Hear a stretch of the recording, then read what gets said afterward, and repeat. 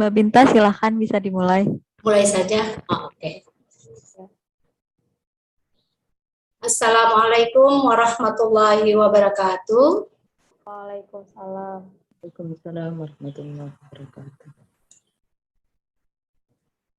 Alhamdulillahi rabbil alamin, wassalatu wassalamu ala sayyidina Muhammadin abdil mursalin wa ala alihi wa sahbihi ajmain. Amma ba'du. Selamat siang peserta online dan offline hari ini. Sudah menyempatkan waktunya hadir bersama kami di Ngaji Bersama 20 Ulama Perempuan. Kali ini episode kedua dengan tema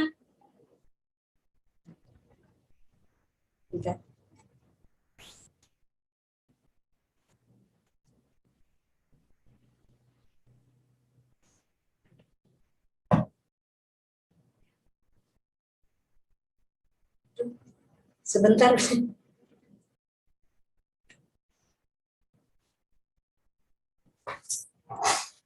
Dengan tema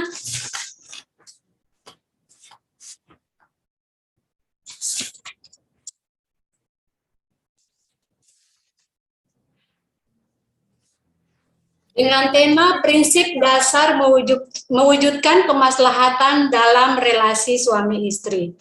Kami ucapkan terima kasih banyak Ibu Nyai, Pak Kiai. Hari ini diskusi kita secara pesantren Ramadan Rahimah secara online maupun offline. Saya mengucapkan terima kasih kepada Pak Kiai, Bu Nyai, dan juga narasumber Ibu Nyai Wahyuni Sifatur Rohmah dan moderator Mbak Yusnik Mbak Ike, dan juga teman-teman Rahimah yang sudah tim Rahimah juga saya ucapkan terima kasih sudah hadir juga membantu acara ini. Narasumber kita ini mengadakan acara secara offline, ada Mbak Wahyuni bersama 4 majelis taklim yang sudah hadir di Yogyakarta, yaitu Majelis Taklim Miftahur Rohmah, Majelis Taklim Khairul Ummah, Majelis Taklim Manasikana, dan Taman Baca Teras Pintar. Alhamdulillah banyak sekali yang hadir di Majelis Taklim yang dipandu oleh Bu Nyai Wahyuni di Yogyakarta. Dan juga saya mengucapkan terima kasih kepada semua Pak Kiai, Ibu Nyai yang sudah hadir di sini. Selanjutnya mari kita membuka acara ini dengan bacaan surat Al-Fatihah. Mudah-mudahan acara ini dapat berjalan dengan lancar tanpa halangan suatu apapun. Amin amin ya robbal alamin. Mari kita buka acara ini dengan bacaan surat Al-Fatihah. Ala haziniyah wa ala kulli niyatin sholihah. Al-Fatihah. Bismillahirrahmanirrahim. Alhamdulillahirabbil alamin arrahmanir rahim maliki yaumiddin. Iyyaka na'budu wa iyyaka nasta'in. Ihdinas siratal mustaqim. Shiratal ladzina an'amta 'alaihim ghairil maghdubi 'alaihim waladdallin. Amin. Terima kasih Ibu atas Bu Nyai, Pak Kiai atas pembacaan surat Al-Fatihah. Selanjutnya mari kita mari kita melihat video yang akan diputarkan oleh host kita Riki. Apa itu pesantren Rahimah? Pesantren Rahimah merupakan upaya Rahimah dalam menjawab dan menyesuaikan diri dengan tuntutan dan situasi masa kini. Sekarang Rahimah mulai mencoba sebuah pesantren yang berbasis pada teknologi informasi dan internet, sebuah pesantren Ramadan virtual dan online ini. Mari kita menyimak video berikut ini. Silakan Iki.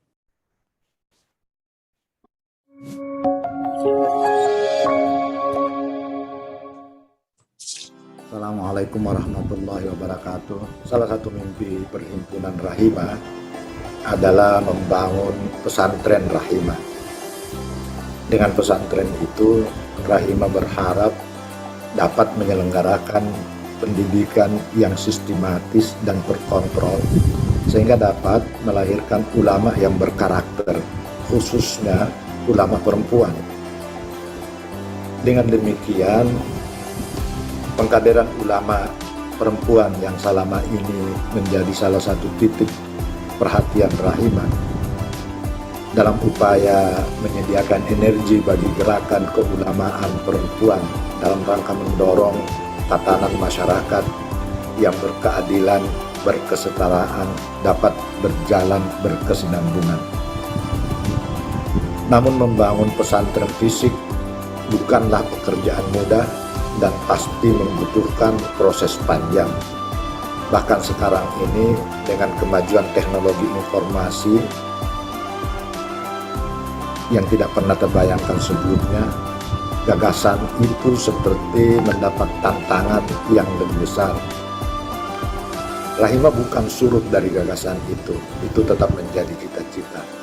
Sebab dengan itu, pendidikan berkarakter, pendidikan ulama perempuan yang berkarakter bisa terjamin. Namun begitu, Rahimah mencoba menjawab dan menyesuaikan diri dengan tuntutan dan situasi masa kini. Sekarang Rahimah mencoba sebuah pesantren yang berbasis pada teknologi informasi dan internet, sebuah pesantren Ramadan virtual dan online. Demikian, selamat mengikuti pesantren Ramadan Rahimah. Pesantren virtual Ramadan kali ini akan dilakukan melalui dua metode, yaitu ada yang online dan hybrid. Yang online melalui Instagram dan Zoom yang live streaming secara langsung melalui YouTube suararahimah.com. Sementara yang hybrid itu dilakukan bersama para jamaah dari ulama perempuan itu sendiri dan langsung disiarkan melalui Zoom dan live streaming di YouTube Suara Rahimah. Untuk materi ada dua kategori. Yang pertama dari sisi metodologi. Metodologi ini terutama mengkaji metodologi yang digunakan oleh KUPI, terutama di dalam musyawarah keagamaan KUPI. Metodologi ini akan diampu oleh 4 tokoh ulama perempuan, yaitu Kiai Haji Hussein Muhammad, Bu Nyai Badriah Payuni, Bu Nyai Dr. Nur Rafiah, dan Pak Kiai Dr. Fakhruddin Abdul Qadir. Dan pada materi yang lainnya ada sekitar 16 materi, itu dilakukan secara tematik yang diampu langsung oleh para ulama perempuan dengan menggunakan rujukan utama adalah pandangan dari ulama klasik, ulama kontemporer, dan karya dari para ulama perempuan itu sendiri. Harapannya, semoga dengan kehadiran awalnya yang bentuknya virtual ini tidak mengurangi serapan optimal yang diharapkan berbagai kelompok masyarakat, khususnya kaum perempuan, istimewanya para ulama perempuan dan calon ulama perempuan. Para ulama perempuan, para calon ulama perempuan.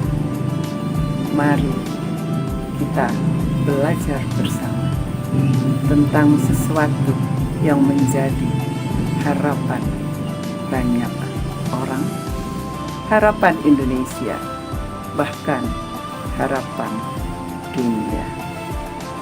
Selamat berproses, selamat belajar, selamat bergotong royong untuk rahmatan lil alamin.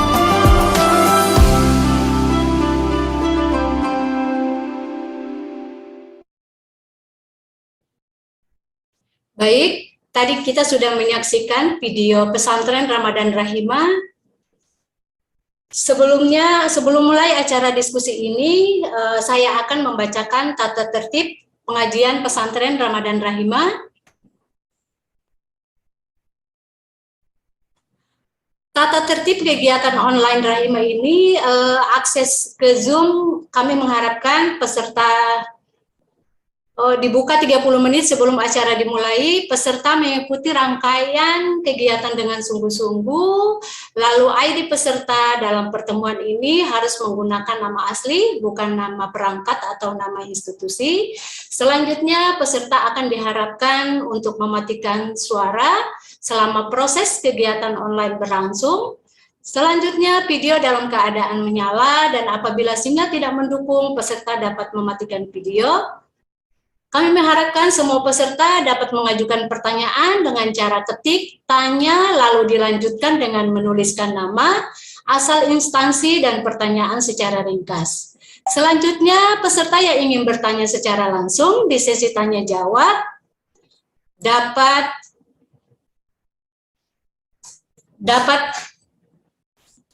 menyalakan raise hand.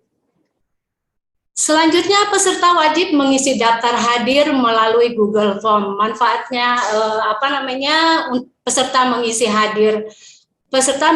daftar hadir ini agar peserta bisa mendapatkan sertifikat juga reward yang akan diberikan kepada Rahimah. Baik, sebelum saya serahkan kepada moderator untuk pengajian pagi ini yang kami lakukan secara hibrid di Yogyakarta bersama Ibu Wahyuni dan teman-teman juga yang hadir secara online. Saya akan membacakan CV moderator. Di sini ada Bu Yusnita Ike Kristanti, lahir di Nganjuk 12 Juni 1979.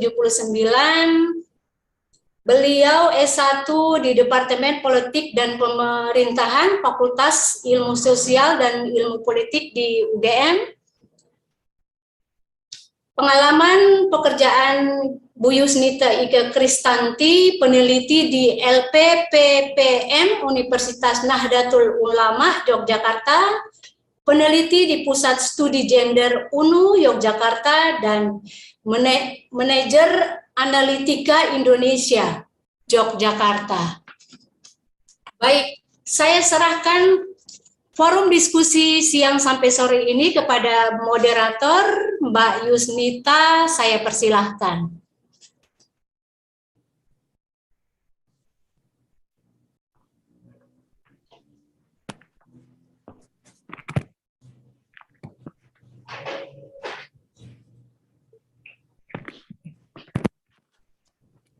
Suaranya belum terdengar ya? Dari tim Bu Yuni, apakah sudah di-unmute? Sumber suaranya di-unmute dulu.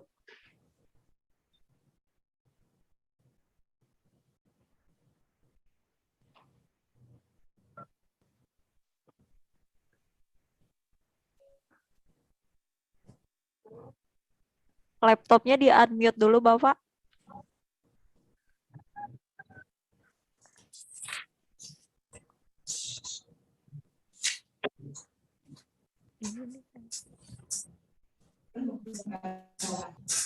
Alhamdulillah. Kok ke-mute lagi? Ini yang satunya lagi yang laptop.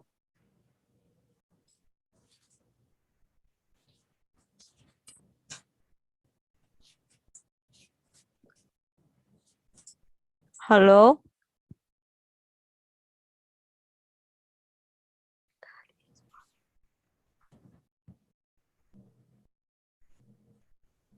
Halo Bapak Mas Hudi, untuk laptop dari bawah Yuninya belum di-unmute, jadi suaranya belum terdengar ke Zoom. Yang ini merupakan kitab. Nah, iya, terima kasih. Nah, secara spesifik atau secara khusus hari ini, kita akan bersama-sama membahas tentang prinsip mewujudkan kemaslahan dalam relasi suami istri. Tadi sudah disampaikan bahwa kita di sini sudah kedatangan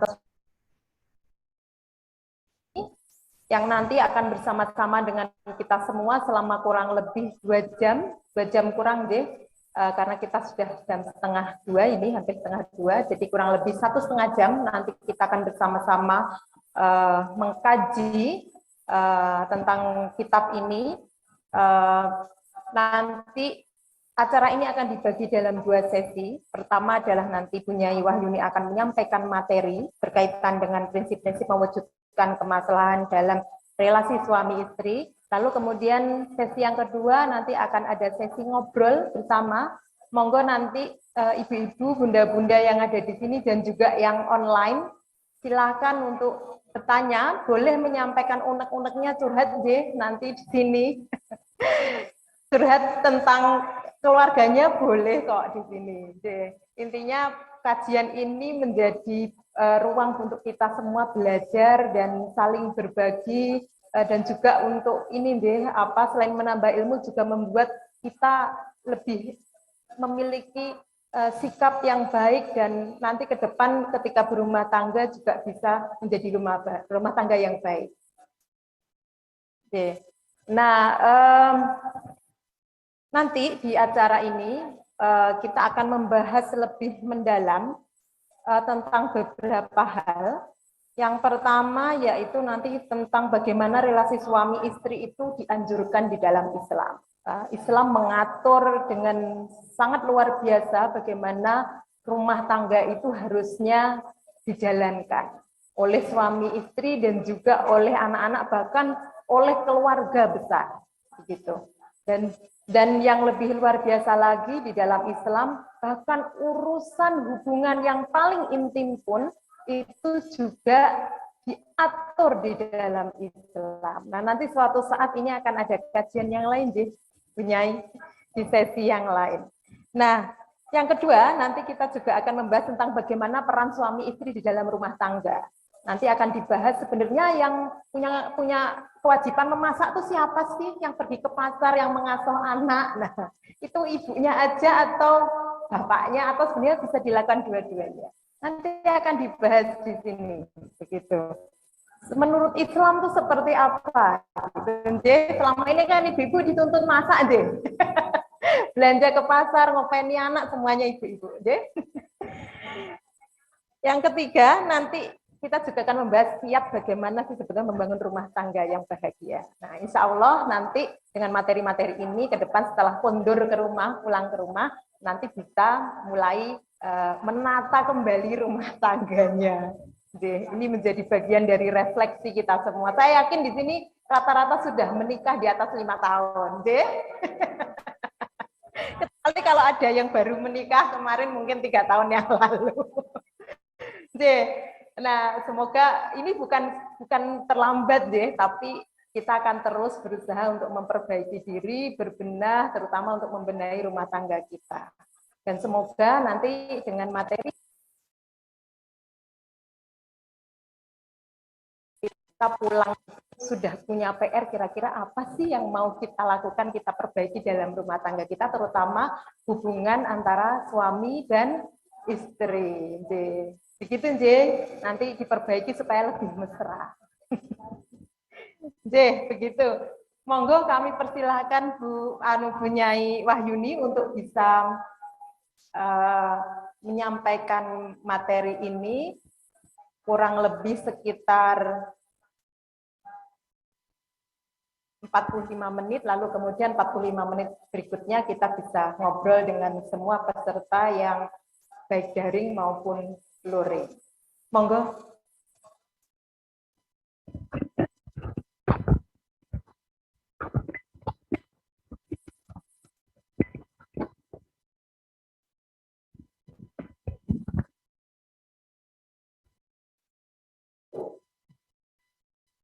Bismillahirrahmanirrahim. Assalamualaikum warahmatullahi wabarakatuh.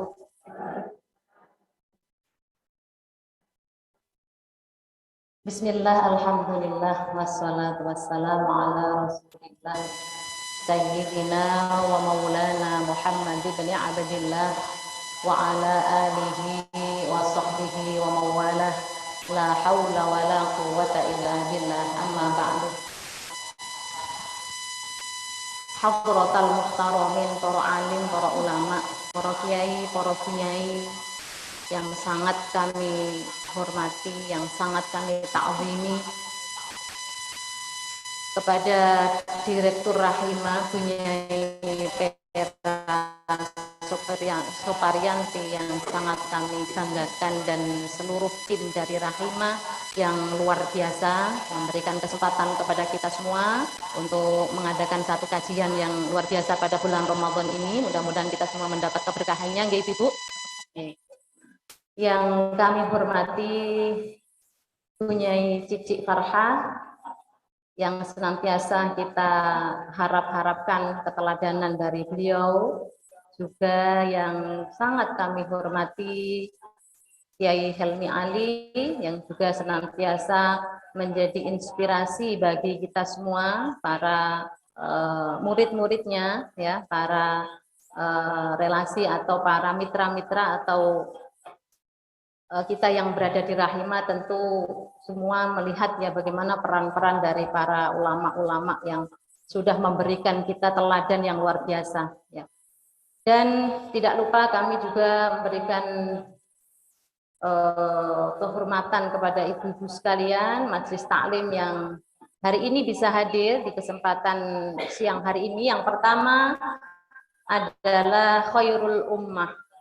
Kebetulan sebagai Sohibul Bait, ya, karena kita bertempat di Masjid Al-Iman. Di sini tempat kami biasa mengadakan pengajian, ya, setiap malam minggu. Alhamdulillah hari ini bersedia menjadi tuan rumah. Kemudian yang berikutnya adalah dari Majelis Taklim Miftahur Rahmah, ya. Terima kasih kehadirannya. Kemudian juga dari Majelis Taklim Manasikana dari Banjar Dadap, ya. Selamat datang, terima kasih. Kemudian juga dari Majelis Taklim TBM Teras Pintar. Alhamdulillah, terima kasih semua telah hadir di sini, dan kita senantiasa bertasyakur, ya, kehadirat Allah yang Maha Kuasa yang telah memperkenankan kita semua bisa hadir dalam majelis ilmu pada siang hari ini dalam keadaan sehat walafiat dan senantiasa di dalam lindungan Allah Subhanahu wa taala. Allahumma amin ya rabbal alamin.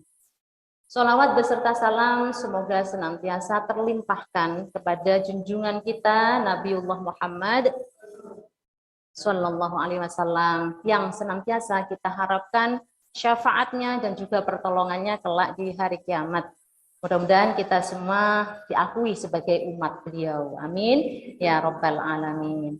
Baik ibu-ibu sekalian yang saya banggakan, dan juga tidak lupa para zumiin zumiat yang hadir pada siang hari ini, terima kasih kehadirannya. Hari ini sangat istimewa sekali, terutama bagi kita yang ada di Yogyakarta, karena kita diberi kesempatan untuk bisa melakukan kajian pada siang hari ini, yang khususnya akan membahas tentang satu kitab, yaitu berjudul Ar-Rasail Al-Mufidah, ya.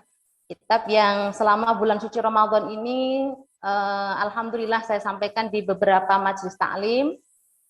Salah satunya juga ada di kampus IAINU. Kebetulan hari ini ada beberapa mahasiswa juga yang kemungkinan bisa hadir lewat Zoom. Terima kasih teman-teman sekalian.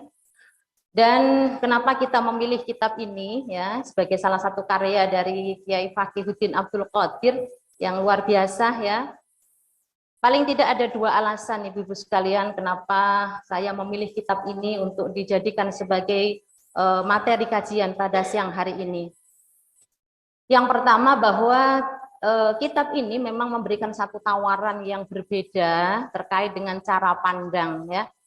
Cara pandang kita menempatkan perempuan, ya, sebagai manusia yang seutuhnya.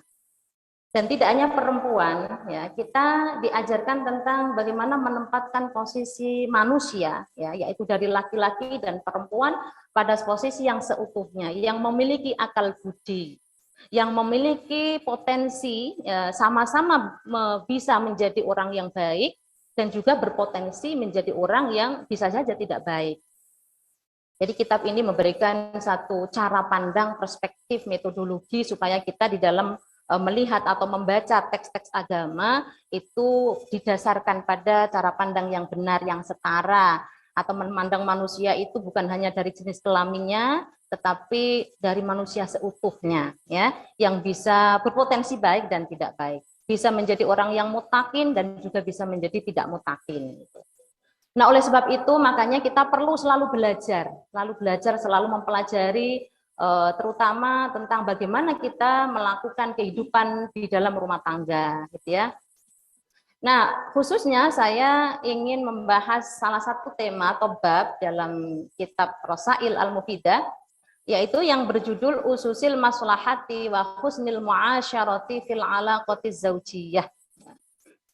Tema yang tertera di dalam flyer itu adalah bagaimana kita mewujudkan ya prinsip-prinsip dasar dalam mewujudkan kemaslahatan di dalam relasi hubungan suami istri. Sebenarnya kalau kita bicara soal relasi, ya manusia itu berelasi dengan sesuatu di luar dirinya. Kalau saya menyebutkan manusia itu adalah makhluk berelasi, karena dia tidak bisa terlepas dari sesuatu yang ada di luar dirinya. Pertama adalah hablum minallah, ya. Manusia itu sebagai hamba Allah yang selalu akan terhubung dengan Tuhannya. Itu yang selalu kita sering sebut dengan hablum minallah. Yang kedua adalah hablum minan nas. Manusia akan terhubung dengan sesama manusia. Lalu yang ketiga adalah hablum minal alam. Manusia akan selalu terhubung dengan alam semesta, tentang sesuatu di luar dirinya, udara dan seterusnya. Nah, hubungan yang paling dekat ya atau relasi dalam skala yang paling dekat dengan kita itu adalah keluarga. Ya. Keluarga, kita sebagai istri dari suami kita. Kita sebagai ibu dari anak kita. Kita sebagai anak dari orang tua kita. Atau kita menjadi saudara dari kakak, dari adik, dari saudara-saudara kita. Itu dalam lingkup keluarga. Kalau dalam lingkup yang lebih luas, misalnya di tetangga, kalau kita udah keluar rumah, ketemunya dengan siapa? Tetangga. Ya. Di tempat kerja, ketemu dengan rekan kerja, ketemu dengan pimpinan, ketemu dengan mitra-mitra, dan lain sebagainya. Atau sebagai satu pribadi yang hidup di tengah masyarakat yang bernegara, maka kita berelasi juga dengan pemerintah, gitu ya. Itulah sebabnya manusia itu berelasi. Manusia itu tidak bisa terlepas dari sesuatu yang ada di luar dirinya, baik yang skalanya kecil maupun skalanya besar. Nah, dalam hal ini ya ususil maslahah wa husnil muasyarati fi alaqati zaujiyah, lebih khusus nanti kita akan bahas terkait dengan bagaimana sih mewujudkan kemaslahatan di dalam rumah tangga. Yang notabene rumah tangga itu terdiri dari suami, istri, anak. Ya, ini penting karena semua di sini telah berkeluarga, nggak ibu-ibu ya? Adakah yang masih jomblo?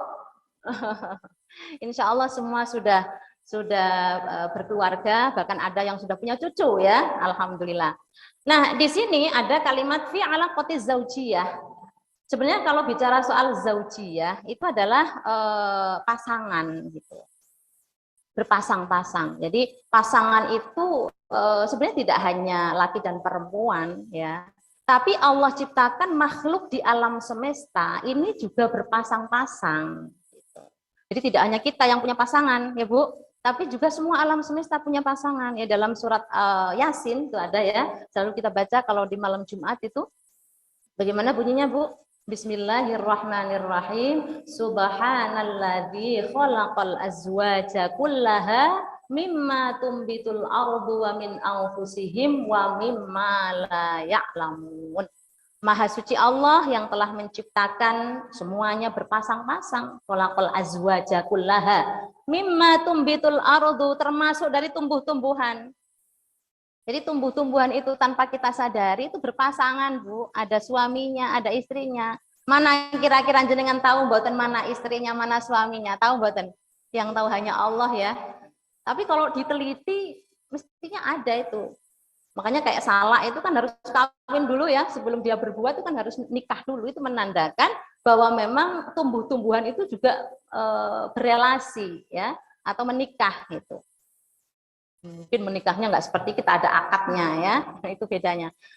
Kemudian wamin anfusikum, dan dari jenis kamu semua gitu. Maka kita disunahkan untuk berpasangan, untuk melanjutkan keberlangsungan makhluk hidup sebagai apa? Khalifah fil ard gitu. Karena manusia itu diberikan misi oleh Allah, diberikan tugas tanggung jawab untuk mengatur alam semesta.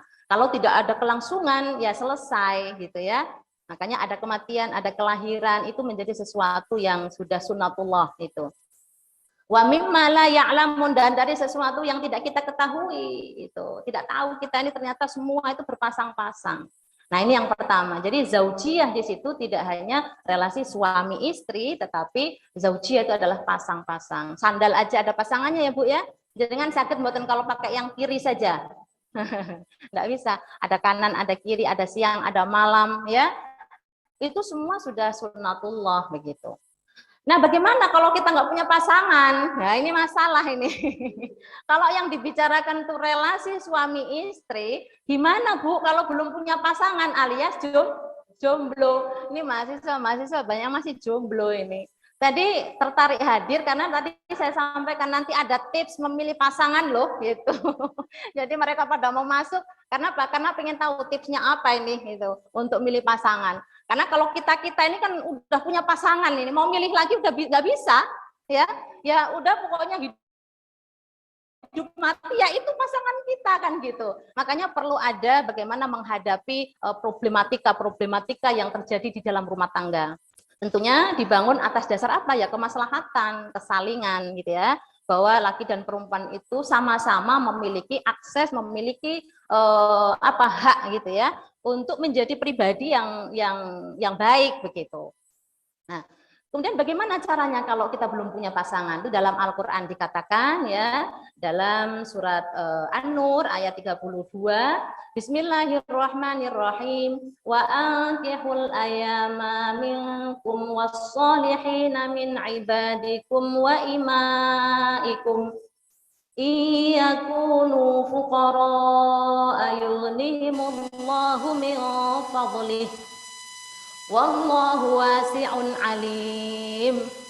Shadaqallahul azim ya.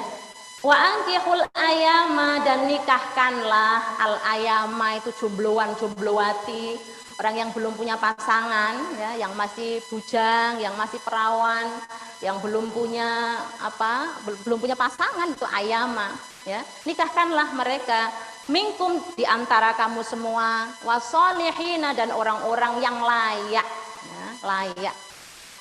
Min ibadikum, dari hamba sahaya, kalau di sini wa imaikum, dan juga dari budak.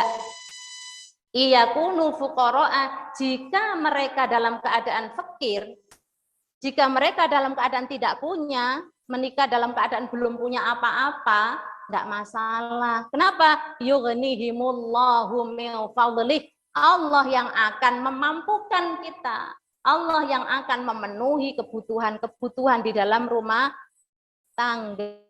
Ini dijamin oleh Allah. Jadi jangan sampai kita nggak mau menikah hanya gara-gara takut miskin, karena ada dijamin oleh Allah. Yakunu fuqara'a yughnihimullahu min fadlih. Allah Maha Kaya ya, Allah punya fadl yang luar biasa. Yang penting kita mentaati, kita mengikuti apa yang jadi ajaran-ajaran Islam, gitu ya. Maka tidak usah khawatir kalau tidak punya, kalau masih fakir, nanti Allah yang akan mampukan. Coba kalau kita perhatikan dulu waktu kita menikah, ya, apakah sudah terbangun rumah, apakah sudah punya rumah semuanya, sudah punya kendaraan semuanya, kan belum ya. Semua itu proses. Bahkan kalau dulu saya ngontrak dulu Bu, awal-awal menikah itu kita ngontrak dulu, ya. Tapi nggak apa-apa, sesuai dengan janjinya Allah tadi, pada kenyataannya alhamdulillah kita akan dibukakan jalannya gitu ya, untuk yaitu tadi gitu, dipenuhi kebutuhan kita. Ya mudah-mudahan Allah senantiasa memberikan kita limpahan rizki yang barokah. Amin ya robbal alamin. Baik, kemudian bagaimana caranya kalau kita belum punya pasangan ya? Di sini dikatakan di dalam kitab Ar-Rasail Al-Mufidah tentang muqaddimatun nikah itu, bahwa mempersiapkan perkawinan itu ada tahapan-tahapannya, itu ada muqaddimahnya. Ibarat kata kalau orang mau menikahkan putrinya itu kan harus banyak persiapan ibu-ibu ya. Ada nggak yang mau menikah tapi nggak punya persiapan? Nggak ada ya. Nah di sini innalin nikah ya, saat temannya iku atau ya sesungguhnya dalam pernikahan kebiasaan pakai bahasa Jawa ya. Jadi ini karena apa kebiasaan jadi apa tadi pakai bahasa Jawa. Innalin nikahi sesungguhnya untuk menikah itu untuk pernikahan itu muqaddimatun itu ada pendahuluan-pendahuluan atau persiapan-persiapan. Yang bagi ayah tama yang semestinya atau seharusnya diperhatikan atau kita perhatikan. Ada persiapan-persiapan yang harus kita perhatikan ya. Ai bihal mar'u kakhtiyari zaujin solihin. Bagi seseorang calon mempelai yang mau menikah harus mempersiapkan diri, terutama perkara-perkara yang harus diperhatikan itu apa? Yaitu kakhtiyari zaujin solihin, memilih calon pasangan yang layak. Nah, tadi ya, yang soleh itu yang layak itu. Ada satu yang belum menikah, ini ada Mbak Gata.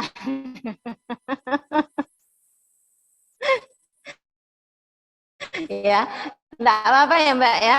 Nah ini cari pasangan yang layak tadi, yang solihah gitu. Wa husni ta'aruf, dan kita harus mengenal terlebih dahulu kiranya gitu ya. Karena kalau sudah menikah baru mengenal, kacau itu nanti gitu.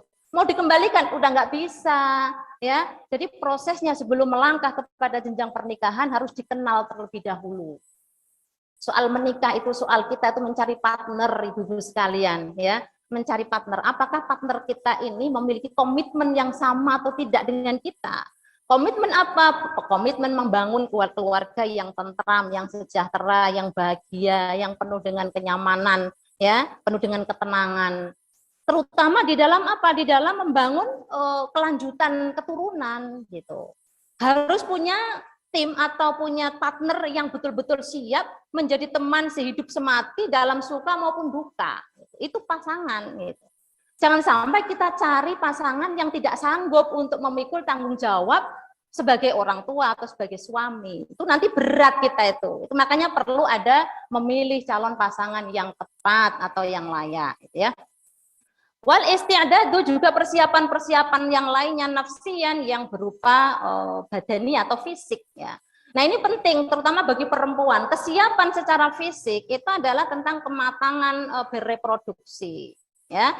Jadi ada masa-masa perempuan itu sudah siap bereproduksi. Misalnya karena dia nanti akan melahirkan, akan menyusui dan lain sebagainya. Maka butuh ya kondisi tubuh secara fisik itu harus matang terlebih dahulu sehingga agama juga mengatur di sana gitu ya. Ini dipersiapkan dulu calon mantunya jenengan itu kira-kira sudah siap bereproduksi apa belum? Kalau belum jangan dulu, kasihan ya. Ibarat kalau jenengan itu buah yang belum matang itu terus kemudian jenengan makan itu enak enggak? Nggak enak gitu. Nah, biarkan berproses terlebih dahulu mencapai kematangannya, termasuk kesiapan di dalam bereproduksi gitu. Wamadian, dan yang paling penting juga selain mempersiapkan secara fisik, kesehatan jasmani tadi dan mentalnya, juga madian. Apa madian itu? Materinya. Wah, nah ini orang menikah itu sebenarnya yang mahal itu bukan untuk akadnya. Kadang maharnya cuma seberapa, tapi sewa gedungnya yang mahal. Nggih mboten? Oh, harus sewa gedung, harus sewa WO ya, wedding organizer, yang kemudian cateringnya, wah luar biasa. Belum lagi seragamnya, wah itu harus dipersiapkan gitu. Jadi kadang-kadang orang banyak tidak mau menikah gara-gara itu tadi, takut duluan. Kalau secara fisik, secara mental udah siap, tapi karena itu tadi ini belum bisa membelikan oleh-oleh untuk mertua misalnya gitu, belum bisa membelikan apa namanya mungkin itu tadi kesiapan-kesiapan yang berupa materi gitu, gawane oke misalnya begitu kan. Setiap daerah, setiap tempat itu beda-beda ya Bu ya, itu sebenarnya hanya adat saja yang begitu itu gitu. Tetapi bahwa kesiapan materi itu juga penting di sini gitu. Wa min aham mimma yajibu ayustada ya, dan di antara ya perkara yang paling penting yang wajib untuk dipersiapkan itu apa? Yang pertama adalah min qabla syuru'i fi zawaji wa al-intibadu al-khuluqi. Standarisasi moral. Yang paling penting itu apa? Yang harus kita lihat itu adalah apakah kita ini secara moral ya, ini betul-betul sudah siap atau belum gitu. Karena itu tadi, menikah itu tidak hanya nanti berhubungan antara suami dan istri saja, tetapi menikahkan dua keluarga besar, ya, menikahkan dua desa besar, menikahkan antar suku, antar macam-macam itu. Maka yang harus kita bangun, yang harus kita siapkan adalah standarisasi moral kita. Ibu, ya. Nah, apa itu wujud dari standarisasi moral itu? Ala wa huwa at-taqwa, itu adalah ketakwaan. Ibu-ibu sekalian, ya. Jadi kita harus tanamkan di dalam pribadi, dalam jiwa kita, dalam kehidupan kita menjadi orang yang bertakwa. Apa itu bertakwa? Bihaitsu yakhafullaha ta'ala fala yadhlimu nafsah. Ya. Bahwa ketakwaan itu akan menjadikan kita takut hanya kepada Allah, itu, takut kepada Allah. Yang kedua, fala yadhlimu nafsah, dan tidak ada niatan untuk mendolimi dirinya, wala yadhuru zaujahu, dan tidak membahayakan calon pasangannya. Jadi kalau mau menikah dilihat dulu mentalnya itu, apakah dia memang betul-betul siap untuk menjadi partner dari pasangannya gitu, sehingga dia tidak ada niatan membahayakan atau mengeksploitasi. Kalau itu ada niatan begitu, hukumnya sudah haram ya Bu ya. Nah itu begitu, makanya hati-hati. Waya benar hayatahu, dan membangun ya kehidupan hayatahu zaujiyah ala husnil fahmi. Kemudian kita punya tekad tentang membangun hubungan suami istri itu dengan pemahaman yang benar, itu husnul fahmi, ya. Wa husnil muasyarati, dan pergaulan yang baik, gitu. Fima baina zaujaini, antara hubungan suami dan istri. Jadi harus kita bangun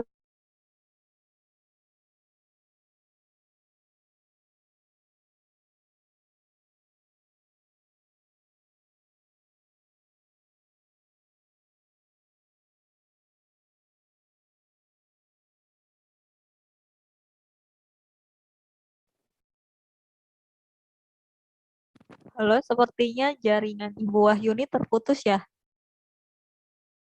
Iya, Isti. Iya, sebentar.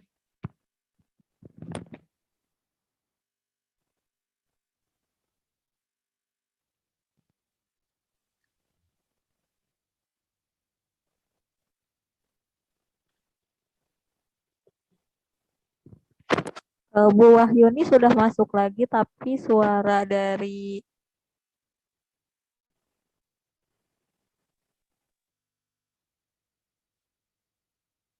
Ngapunten punyai, suaranya belum dengar.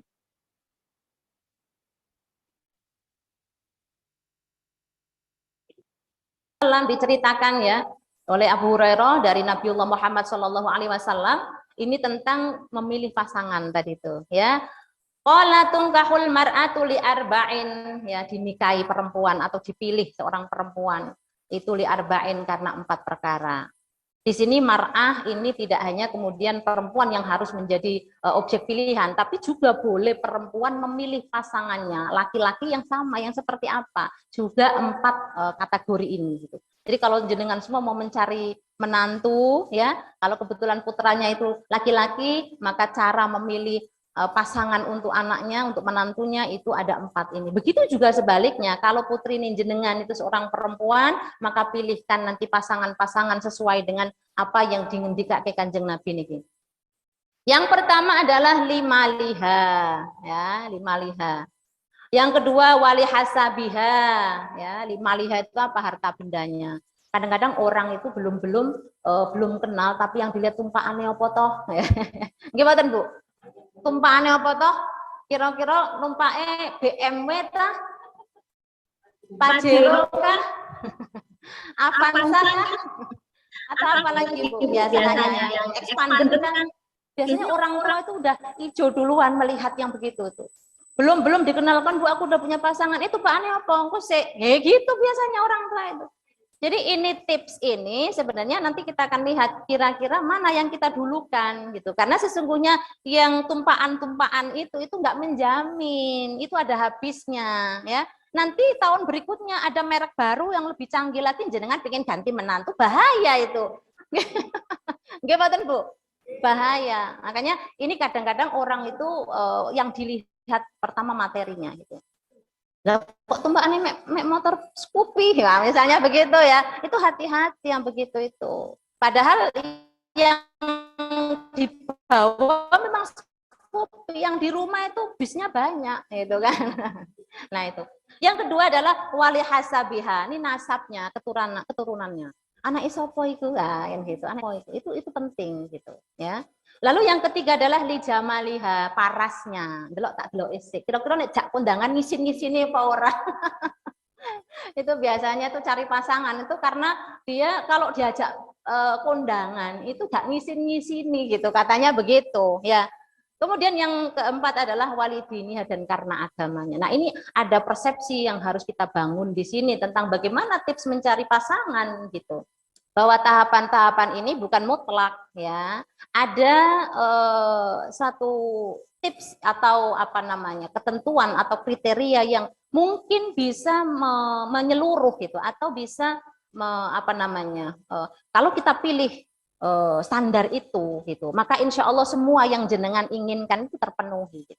Apa itu? Fadfar, maka pilihlah, ya, bidzatid dengan yang baik agamanya, yang kuat agamanya gitu. Kenapa kok seperti itu? Karena kalau kita melihat dari sisi agamanya, taribat yadaka itu akan bisa membahagiakan, akan beruntung gitu. Kalau kita memilih calon-calon pasangan, baik itu untuk putra putri kita gitu ya, menantu kita dan lain sebagainya, itu dengan pendekatan agama gitu. Nah, dijelaskan juga di sini ya, apa namanya, kenapa kita harus memilih agama sebagai standar untuk pasangan kita itu. Karena agama di sini itu membawa kepada akhlak itu, membawa kepada bagaimana kepribadian seseorang gitu. Duitnya akeh, omahe gede, wong tuane konglomerat, tapi dia egois, dia temperamen, dia suka marah-marah, misalnya begitu, ya kan? Dia nggak tahu bagaimana cara menghormati perempuan gitu. Itu nek jenengan salah pilih, kok putri nek jenengan meng dikuyo-kuyo di sana gitu ya, engko ning kono meng diloro-loro di sana gitu. Ternyata semua kegelapan apa gemerlapnya materi yang kita anggap tadi itu sebagai jaminan kebahagiaan, ternyata tidak. Kenapa? Karena pasangan dari apa namanya putri kita itu ternyata tidak memiliki kepekaan gitu ya terhadap bagaimana menghormati pasangannya. Dia suka, mohon maaf misalnya membentak-bentak istrinya mungkin ya kan. Jadi kepribadian itu bagian dari akhlak tadi tuh. Kalau agamanya baik, kalau ketakwaannya yang diutamakan, dia takut hanya kepada Allah, maka insya Allah istrinya akan dihormati, gitu ya. Bahwa istrinya adalah partnernya tadi itu yang harus diperlakukan secara baik, gitu ya, diperlakukan secara terhormat. Sebagaimana memang agama menghormati perempuan, gitu. Ya ibu-ibu ya. Kemudian tadfaru bi sahibidin, kenapa kita mesti memilih yang kuat agamanya? Ai sahibu khuluqin hasanin, karena yang kuat agamanya itu biasanya kepribadiannya baik, ya. Kepribadiannya baik, akhlaknya terpuji. Sehingga kalau menghadapi apapun itu dia bijaksana, ya. Dia tahu menempatkan diri, dia tahu bagaimana mencari solusi yang benar gitu. Taribat yadaha, yang dimaksud dengan beruntung di sini adalah apa? Ubtudiat an sayyiatil hasanat, insya Allah akan dijauhkan dari keburukan-keburukan kehidupan gitu. Karena pasangannya ini menjadi partner yang selalu ada di samping dia. Dia akan menghibur ketika dia sedang susah. Dia akan menguatkan ketika lemah, maka insya Allah dia akan dijauh. Waqturibat, dan didekatkan bi khairatiha, dengan kebawah itu alamada hayatnya sepanjang hidupnya. Napa jenengan boten kersa Bu nek putra-putri jenengan itu nanti hidup itu jauh dari bahaya, jauh dari kemelaratan, kemudian dekat dengan kebahagiaan, ya, dekat dengan kesejahteraan, dan terutama mendapat ridho dari Allah Subhanahu wa ta'ala. Nah, di situ. Kemudian karena ini kitabnya sangat banyak penjelasannya Ibu-ibu ya, saya hanya akan pilihkan saja yang sekiranya memang penting gitu.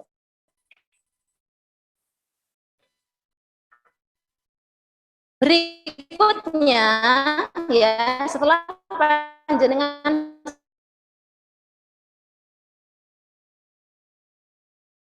adalah itu harus dipaskan dulu gitu. Tampangnya saya, karena tampang itu nggak pakai gimana-gimana udah kelihatan kinclong, udah glowing ya ibu-ibu sekalian ya. Jadi jangan lihat yang begitu. Kalau jenengan dikasih tahu fotonya ini loh Bu, calon mantumu atau mantun-mantunin jenengan gitu, kok ayo banget gitu ya.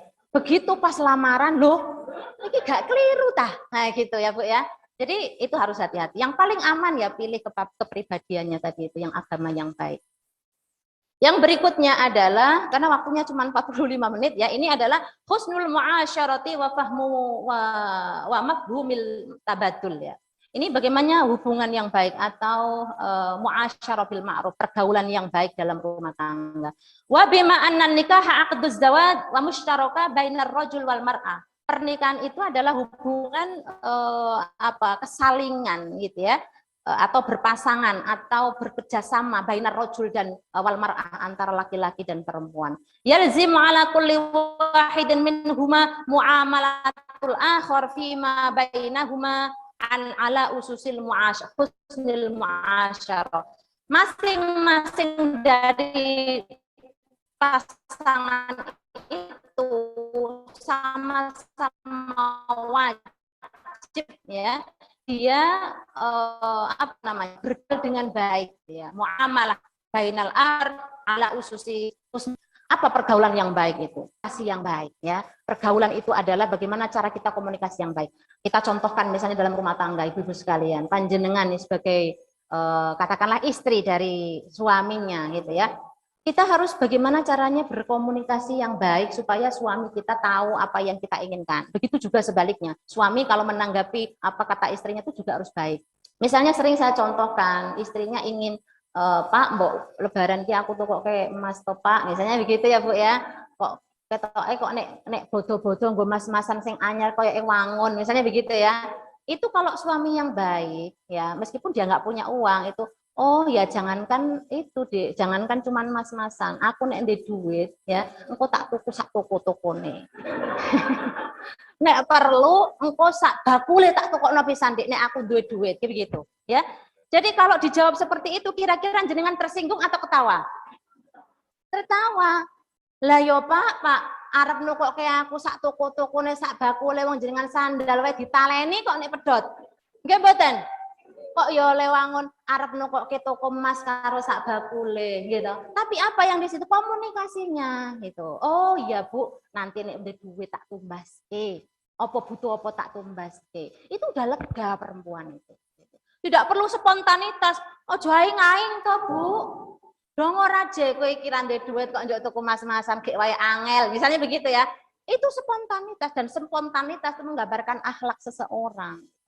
Kata Imam Ghazali itu begitu, akhlak itu apa? Akhlak itu adalah sesuatu yang keluar dari diri kita secara spontan gitu. Kalau spontan yang kita ucapkan itu kasih sayang, misalnya itu berarti akhlaknya baik. Walah sayangku, sayangku, gak kurang tanik mek emas kuwi.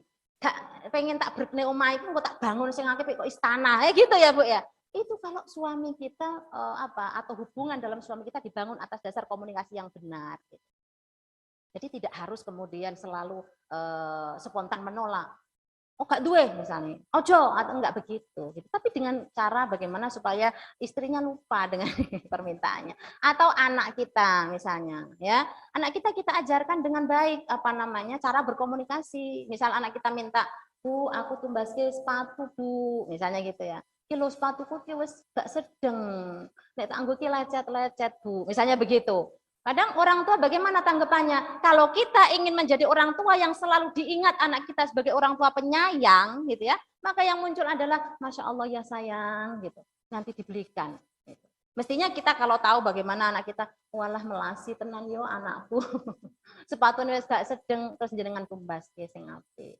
Nah caranya seperti itu, iya sayangku nanti dibelikan bunda, nanti dibelikan, begitu itu. Komunikasi yang paling penting. Jadi akhlak itu ditunjukkan bagaimana cara spontan kita menghadapi itu, merespon itu semua. Jadi tidak meledak-ledak ya. Nah itu yang paling penting. Kemudian yang kedua adalah antarodin ya. Jangan pengen keluarganya bahagia, itu yang kedua adalah harus dibangun dengan cara saling ridho tadi itu. saling ridho menerima kekurangan dan kelebihan dari masing-masing pasangan. Yang ketiga adalah at-ta'awun, ya, saling tolong menolong. Jadi hubungan dalam rumah tangga itu harus dijalin dengan komunikasi yang baik, kemudian saling tolong menolong, saling menguatkan. Nek ngerti bojone sing wedok iki wis sayah gitu ya. Nek ono jugane ijek kotor yo engko sing bapake ben tandang gitu. Wis Bu, sampean dolok wae. Tak sawang kok jenengan kok kurang istirahat. Wis engko tak rampungane ning gone pawon kowe. Gitu ya Bu ya. Tak sawang ketangi turu kok wis ribut nyambut gawe. Ya, yo wis ngepel, wis masak, wis umba-umba, wis ngopeni anake lan dan lain sebagainya. Itu suami yang baik tadi, yang akhlaknya baik, yang agamanya baik, dia akan peka lihat kondisi istrinya gitu. Wis Bu, wis gak usah mergawe, rasa nyuci gitu ya. Engko sing nyuci aku. Gandeng bojone seneng umba-umba ya Bu ya. Mergo kebahagiaan kita ini ya, sering saya sampaikan, kalau saya tuh bahagianya itu sederhana. Apa Bu, jenengan udah hafal? Apa Bu, kebahagiaan saya itu apa Bu? Cucian kering ya. Kok nggak elit banget ya? Saya tuh gitu Bu. Suami saya melarang nggak usah nyuci, capek, mesake gitu. Tapi gandeng saya tuh seneng kalau lihat cucian kering ya. Masya Allah gitu. Lihat rumah kok bersih, itu tidurnya nyenyak saya itu. Jadi Masya Allah yang kita butuhkan sesungguhnya itu sederhana, sesederhana itu bahagia itu. Mula piye gak beruntung coba Pak Mahfud. Orang korek orang jaluk macam-macam. Yang penting kok nek nyuci kering, yang penting juga nih resik. Turu wis anteng kula niku. Nah ngoten niku itu. Wis apal nek soal itu. Kemudian ada ayat wa'ashiruhunna bil ma'ruf, dan pergaulilah, perlakukanlah istrimu itu dengan baik. Fa in karihtumuhunna fa'asa an takrahu syai'a wa yaj'alallahu fihi khairan katsira. Jika kamu menemukan sesuatu sifat yang tidak kamu sukai dari pasangan kamu, kados jenengan ini kan, wis dadi bojone ping pirang-pirang tahun misalnya. Lah kok tiba-tiba jebolno wis tuwa malah metu, gak sabare. Misale ya, lho biyen sampean gak koyo ngene kok, Pak. Biyen sampean niku wonge sabar kok saiki tuwa-tuwa kok dadi gak sabar. Misalnya ketemu seperti itu, kan kita ndak bisa wis tak balikke wae Pak, mbiyen gak iki bojoku ben gak ngene. Saged mboten kira-kira seperti itu? Kan nggak bisa. Ya sudah, kata Al-Qur'an di sini fa in karihtumuhunna fa'asa an takrahu syai'a. Jangan-jangan kita ndak tahu di balik sifat yang buruk tadi itu Allah berikan kebaikan yang lebih banyak. Misalnya jangan gini, bojoku elek-elek rapopo ngerejekeni gitu ya. Ora apa-apa, duitnya pas-pasan tapi ngerejekeni, ngayemi, aku neng turu dipijeti terus. Nah itu kan nggak apa-apa, cari solusinya begitu supaya kita tuh nggak kepikiran yang negatif. Mergo wis dadi bojone. Mulakno biyen sadurunge jenengan milih kuwi iki wis dipikirno apa durung. Jangan-jangan iki zaman masa tuanya nggak sabar. Misalnya begitu kan. Makanya itu tadi penting. Kalau orang itu agamanya baik, pasti dia akan sabar, pasti kan bijaksana gitu. Dalam keadaan apapun dia selalu memaklumi atau memberikan opsi-opsi yang baik supaya istri itu nyaman. Karena sesungguhnya kalau kita bicara tentang tujuan pernikahan itu dikatakan dalam surat Ar-Rum ya ayat 21, Bismillahirrahmanirrahim, wa min ayatihi an khalaqalakum min anfusikum azwajan litaskunu ilaiha wa ja'ala bainakum mawaddatan wa rahmah. Semua orang kalau dalam pernikahan itu pasti cari tujuannya adalah kebahagiaan. Litaskunu ilaiha. Kebahagiaan, ketentraman, kenyamanan, ketenangan. Dan itu tadi kebahagiaan itu bisa kita definisikan. Orang bahagia itu kalau hatinya tidak tertekan. Kalau hatinya tidak ada ketakutan, gitu ya. Nyaman, itu kebahagiaan. Jadi sebenarnya yang perlu kita definisikan apa sih kebahagiaan itu? Kebahagiaan itu kalau hati pasangan kita ini dalam keadaan aman, nyaman, tidak ada tekanan, tidak ada ketakutan. Takut apa? Mungkin takut suaminya sering marah, mungkin, ya kan?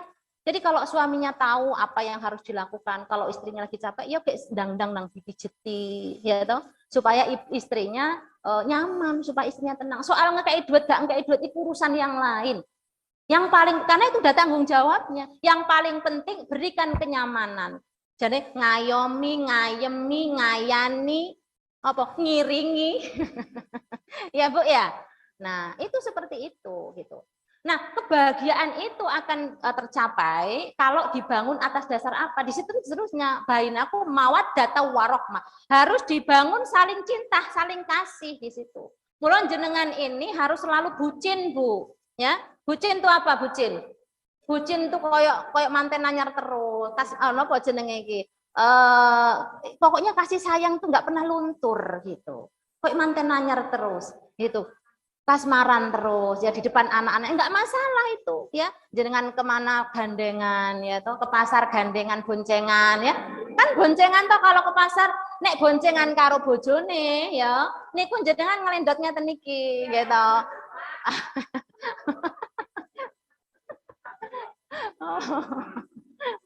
Loh, nek saya tuh enggak pernah ke pasar kok, Bu. Nek suami yang membelikan semuanya. Lah, bakule pasar soalnya. Jadi begitu ya Ibu-ibu ya. Jenengan harus selalu menciptakan suasana penuh kasih di situ gitu. Supaya anak-anak kita melihat, walah Bapak Ibu iki ternyata begini. Itu dilihat oleh anak kita. Yang ada dalam memori anak-anak kita itu adalah bagaimana teladan dari orang tuanya. Enggak pernah membentak istrinya, enggak pernah membentak suaminya. Itu selalu omongannya yang ya Allah istriku yang cantik. Misalnya begitu. Jenengan punya panggilan istimewa mboten? Misalnya, Beb, gitu. Ada nggak yang begitu? Seperti Nabi itu kan begitu kalau memanggil istrinya ya Humairah ya. Itu ya Say, Bulis kalau panggilnya Say. Saya tahu soalnya biasanya kan manggil apa kalau jemput gitu ya, ayo Say, kayak gitu itu Bulis itu. Ya. Nah, bangun dengan cara komunikasi yang baik, misalnya tadi panggilan-panggilan yang mesra gitu ya, supaya anak-anak kita ini juga melihatnya enak gitu, kerasan di rumah. Kalau kita menampakkan wajah yang wis gak ngenain, anak teko sekolah, gawane wis kudu muring-muring wae, anak gak akan kerasan di rumah Ibu. Betul mboten? Betul. Nah, kalau sudah mawaddah itu dibangun ya, kemudian dalam rumah tangga sudah penuh ketentraman, penuh ketenangan, maka rahmatnya Allah akan diturunkan. Tapi kalau tidak dibangun atas dasar kasih sayang, tidak dibangun atas dasar ketenangan, kenyamanan, kebahagiaan seperti itu, maka rahmat Allah jauh. Jangan titeni, ini omaiku, kok hubungan suami dan istri dan anaknya terjalin harmonis, saling menghormati, menghargai satu sama lain, iku uripe bahagia, senajan ketok iran di duit. Ya Bu ya, jenengan coba perhatikan itu. Itu tanda nenek perlu keluarga diberikan rahmat oleh Allah Subhanahu wa Ta'ala. Nah itu caranya itu. Nah, saya kira ini sudah waktunya sudah hampir habis ya Ibu-ibu ya. Yang jelas bahwa prinsip-prinsip untuk membangun satu keluarga yang maslahah tadi itu dibangun atas dasar beberapa hal atau paling enggak 5 hal. Jadi yang pertama adalah muasyarah bil ma'ruf ya, bergaul yang baik atau mempergauli dengan baik. Kenapa? Karena perempuan itu atau pasangan itu ya, laki dan suami itu sebagai pakaiannya pasangannya. Hunna libasul lakum wa antum libasul lahun. Maka posisikanlah pasangan kita itu selayaknya orang yang kita lindungi, yang kita selimuti. Kalau lagi hujan butuh selimut, jenengan ngangetin. Nggih mboten Bu? Jenengan sering diangetin apa mboten Bu kali Bapak Oh sering ya? Tiap malam? Apalagi waktu hujan-hujan gini ya Bu ya? Nah, itu nggak apa-apa, itu memposisikan diri sebagai libas ya. Libas itu adalah kalau pakaian kan melindungi kita dari terik matahari atau dari kehujanan itu. Begitu juga sebaliknya wa antum libasul lahunna. Jenengan juga begitu gitu. Harus saling memberikan kenyamanan tadi itu. Karena kalau sudah pakai enggak kedinginan, enggak kepanasan, itu kan terus nyaman, sehat, akhirnya menyehatkan. Kemudian juga dibangun atas dasar tarodin tadi itu, saling ridho satu sama lain gitu. Ya ditakoni ono opo-opo kok ditakoni, seneng apa enggak. Yang ketiga adalah musyawarah Ibu-ibu sekalian. Bahwa suami istri kan partner tadi itu ya. Partner yang sama-sama punya komitmen ingin mewujudkan kasih sayang, kebahagiaan dalam rumah tangga. Termasuk juga keturunan-keturunan yang soleh dan solihah, kan begitu. Gitu. Makanya musyawarah, gitu. Apa-apa harus diputuskan bersama. Kemudian yang berikutnya ya, tadi kalau sudah musyawarah atau ta'awun saling tolong menolong itu. Ya kerjasama ya. Nek bojone wis ngumbahi ya sing lanang kok sing nyetrika, sing ngentasi atau apapun lah itu. Ayo kita bangun keluarga kita ini atas dasar ketakwaan tadi ya, bahwa yang kita cari adalah ridho Allah Subhanahu wa Ta'ala. Nah mungkin itu ya Bu Ibu, selebihnya nanti kita akan bahas di setiap kesempatan karena saya sudah Insya Allah ya di dalam setiap pertemuan nanti kita akan bahas kitab Ar-Rasail Al-Mufidah, dan kebetulan memang kitab ini memuat tiga materi atau 3 buku ya Ibu. Yang pertama adalah Nabiur Rahmah. Nah, Nabiur Rahmah itu tentang bagaimana mengenal sosok Rasulullah, kepribadian Rasulullah, dan bagaimana cara dakwah Rasulullah. Kita ini kan sebagai agen-agen, sebagai orang-orang muslim, orang mukmin yang punya tanggung jawab, punya kewajiban amar ma'ruf nahi munkar. Seperti yang saya sampaikan di waktu panjenengan meresmikan nama Khairul Ummah, itu kan pilihan yang luar biasa. Ada satu tanggung jawab di balik nama itu. Karena Khairul Ummah itu mengambil dari ayat Al-Qur'an jenengan ya, yaitu kuntum khaira ummatin ukhrijat linnasi ta'muruna bil ma'ruf wa tanhauna 'anil munkari wa tu'minuna billah walau amana khairul lahum, kan gitu ya. Jadi jadilah kamu semua sebagai umat yang terbaik. Siapa umat terbaik itu? Yaitu yang amar ma'ruf nahi munkar. Wa tu'minuna billah, dan beriman kepada Allah. Saya sering mengatakan amar ma'ruf itu apa? Amar ma'ruf itu kalau kita meneladankan, atau kalau kita memberikan satu teladan yang baik kepada orang di sekeliling kita. Teladan yang paling dekat ya dengan keluarga kita. Misalnya waktunya sholat, kita nggak perlu banyak-banyak bicara.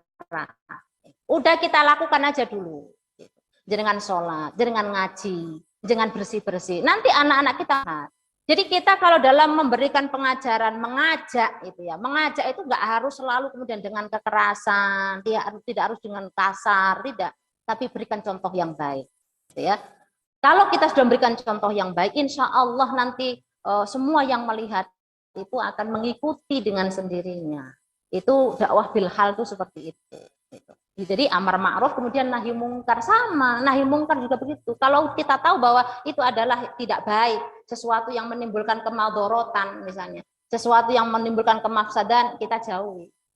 Nggak usah kita bicara banyak misalnya ojo ngene nggak usah. Nanti kita udah contohin aja, terutama dalam rumah tangga itu. Kalau sudah jenengan melakukan itu, saya yakin nanti anak-anak jenengan akan mengidolakan jenengan. Jadi figur yang menjadi panutan, yang menjadi teladan itu adalah orang tuanya, terutama biasanya ibunya, gitu ya. Ibunya biasa lebih sabar. Nah, ini orang tua, terutama bapak harus lebih belajar lagi, gitu ya, supaya yang diidolakan tidak hanya ibunya. Saya yakin banyak sekali dari keluarga-keluarga atau dari anak-anak itu lebih mengidolakan ibunya daripada bapaknya. Kenapa? Ini saya tahu sendiri, Bu, ada yang begini. Kenapa kok tidak mengidolakan ayahnya? Karena kalau ayahnya itu biasanya dimintain pendampingan, misalnya minta diajarin sekolah itu, udah dibaca dulu begitu. Tapi kalau ibunya itu kan enggak.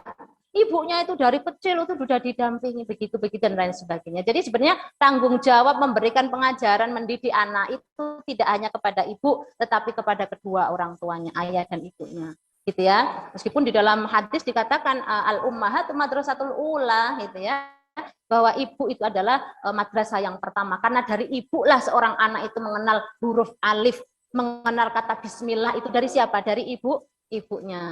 Jadi bersyukurlah kita semua ini menjadi ibu-ibu yang diberikan kesempatan ya lebih banyak untuk bisa mengajarkan kebaikan-kebaikan kepada putra-putri kita sekalian. Baik, itu saja mungkin ibu-ibu yang bisa saya sampaikan. Silahkan nanti dalam lagi melalui pertanyaan-pertanyaan. Saya hanya memberikan pancingan saja atau memberikan satu pengantar saja. Selebihnya kita diskusikan. Terima kasih. Selebihnya saya sampaikan kepada moderator. Wabillahi taufiq wal hidayah. Wassalamualaikum warahmatullahi wabarakatuh. Waalaikumsalam warahmatullahi wabarakatuh. Ampun, sudah pakai mic. Baik, terima kasih. Bunyai Wahyuni. Menarik sekali Zih tadi yang disampaikan. Ada sesuatu yang baru enggak ibu-ibu yang didapat? Ternyata tadi tugas untuk mendidik anak, tugasnya sinten? Sinten ibu dan bapak. Zih, tadi Bunyai sudah menyampaikan beberapa hal yang penting, itu perlu diingat bahwa pernikahan itu dimulai justru ketika saat mempersiapkan pernikahan, pernikahan yang maslahah itu. Bahwa Islam, dalam agama Islam, orang sebelum menikah itu diwajibkan justru untuk memilih. Nah, Nah, memilih apanya? Tadi ada beberapa ya, memilih hartanya, memilih tampangnya, memilih keluarganya. Nah, terus kemudian setelah menikah, yang lebih penting lagi adalah tadi ketika sudah ijab kabul, pascanya ijab kabul itu ada beberapa tadi hal yang disampaikan Nyai bahwa setelah ijab kabul, apa yang dilakukan? Bukan hanya malam pertama, tapi yang dilakukan adalah setelah itu perlu saling berkomunikasi dengan baik, saling tolong menolong, saling ridho dan saling sabar. Itu jadi ada 4 prinsip ini. Nah, sekarang waktunya jenengan semua ibu-ibu, semua bunda-bunda yang ada di sini dan juga peserta yang online, karena ini ada yang online juga, kami persilakan untuk menyampaikan pertanyaan, unek-uneknya atau mau curhat di sini, monggo, silakan. Ini sesi pertama saya beri 3 orang yang bertanya di sini. Monggo. Mohon menyebutkan nama dan juga asalnya dari majelis taklim mana begitu. Matur suwun. Assalamualaikum warahmatullahi wabarakatuh.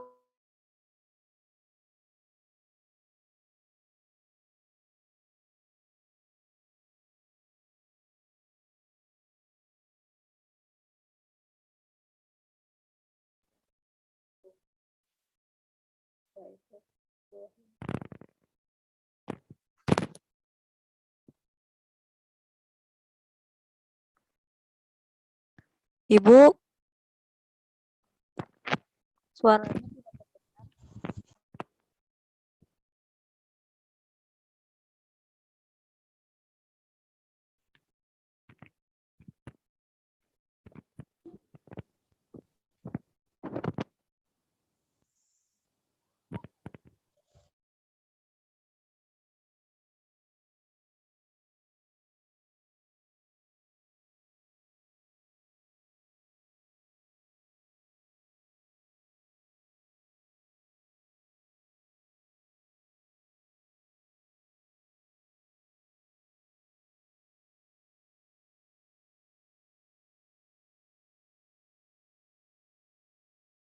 dalam ketaatan ini, sejauh mana kita harus sebagai istri taat kepada suami?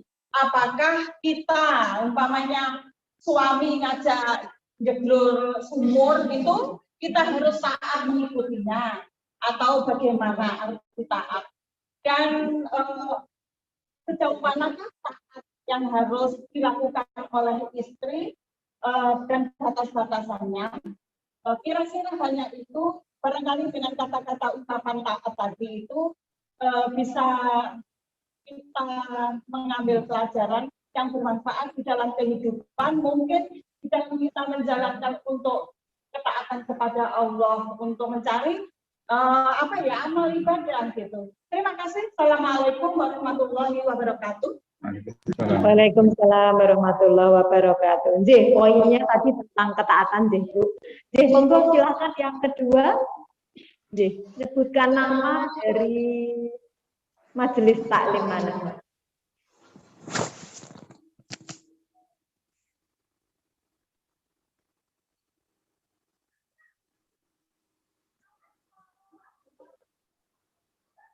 Assalamualaikum warahmatullahi wabarakatuh.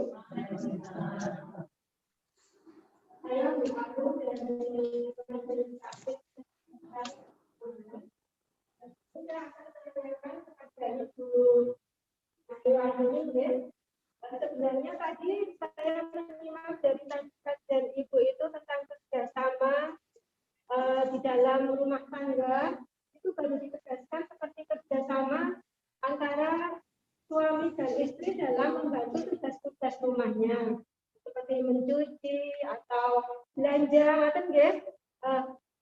kalau saya belum mendengar secara tegas bahwa untuk tugas mendidik dan mengasuh anak itu apakah sebenarnya lebih bertanggung jawabnya siapa? Assalamualaikum warahmatullahi wabarakatuh. Waalaikumsalam warahmatullahi wabarakatuh. Ini mengenai kerjasama tugas-tugas rumah tangga terutama mengasuh anak itu sebenarnya tugas utamanya siapa.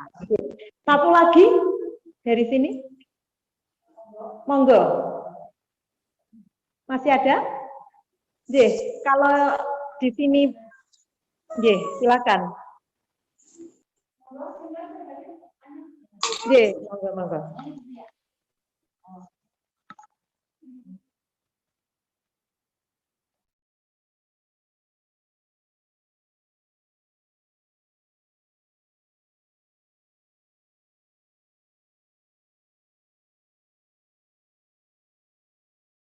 Nama saya Ibu Tia, saya dari Majelis Taklim Khairul Ummah.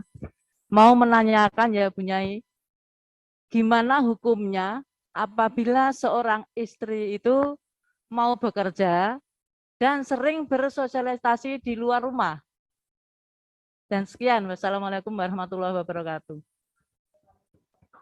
Tentang peran istri, itu hukumnya seperti apa kalau bekerja dan sering bersosialisasi, banyak kegiatan kayak ibu-ibu sekarang. Ada 3 pertanyaan, nanti dijawab dulu, lalu kemudian nanti dibuka sesi kedua. Yang masih mau bertanya atau curhat, monggo silahkan. Monggo Bu Nyai.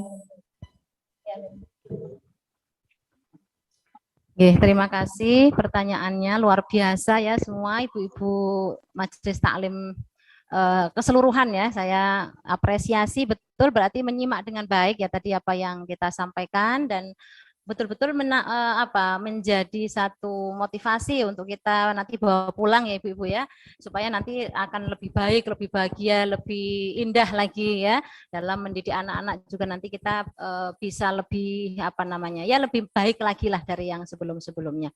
Yang Ibu pertama Yuni, tadi dari Ibu Nyai, Siti halo. Kholisoh ya, yang mempertanyakan tentang bagaimana sih ketaatan itu ya, arti ketaatan sebenarnya seperti apa gitu.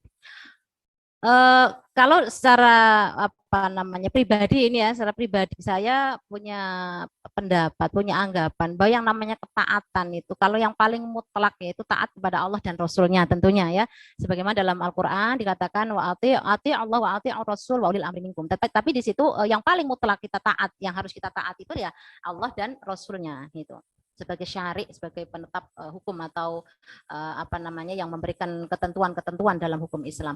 Nah, selain kepada Allah dan kepada Rasulnya, ya kita kalau dengan sesama manusia ini terkait dengan kepantasannya sebenarnya atau kesalihannya gitu.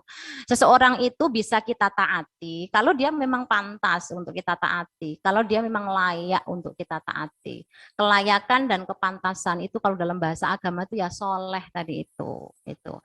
Misalnya seorang suami ya, kita mentaati suami karena suami kita baik, misalnya suami kita memberikan tanggung jawabnya secara benar dalam rumah tangga, memenuhi semua kebutuhannya sebagai kewajibannya, sebagai tanggung jawabnya. Kemudian sebagai ayah juga dia baik kepada anak-anaknya, menjadi partner yang baik dalam rumah tangga begitu ya. Kalau seperti itu ya, memenuhi kebutuhan lahir dan batin dari istrinya, maka kita memang wajib taat gitu ya. Tetapi juga sebaliknya gitu, seorang suami juga tidak boleh hanya menuntut ya. Jadi kalau kita menginginkan istri kita taat kepada suami atau kepada kita gitu ya, maka kita juga harus memberikan satu kepantasan untuk diri kita bahwa kita memang layak untuk ditaati gitu. Ya, lakukan semua tanggung jawab itu. Jadi bukan tuntutan ya. Taat itu bukan tuntutan tapi kelayakan gitu. Kita sebagai istri itu juga sepatutnya kita taati gitu. Misalnya ya, selama ini kita melihat suami hanya menuntut istrinya untuk taat. Contohnya mau keluar rumah nggak boleh, padahal mau pengajian, gitu ya. Padahal kalau kita nggak keluar ngaji, kita nggak tahu bagaimana tata cara beribadah kan gitu ya. Padahal itu kewajiban suami gitu. Maka suami kalau melarang istrinya untuk belajar tentang agama keluar gitu ya, kalau dia tidak sanggup mengajarinya, dia tetap boleh keluar di situ gitu.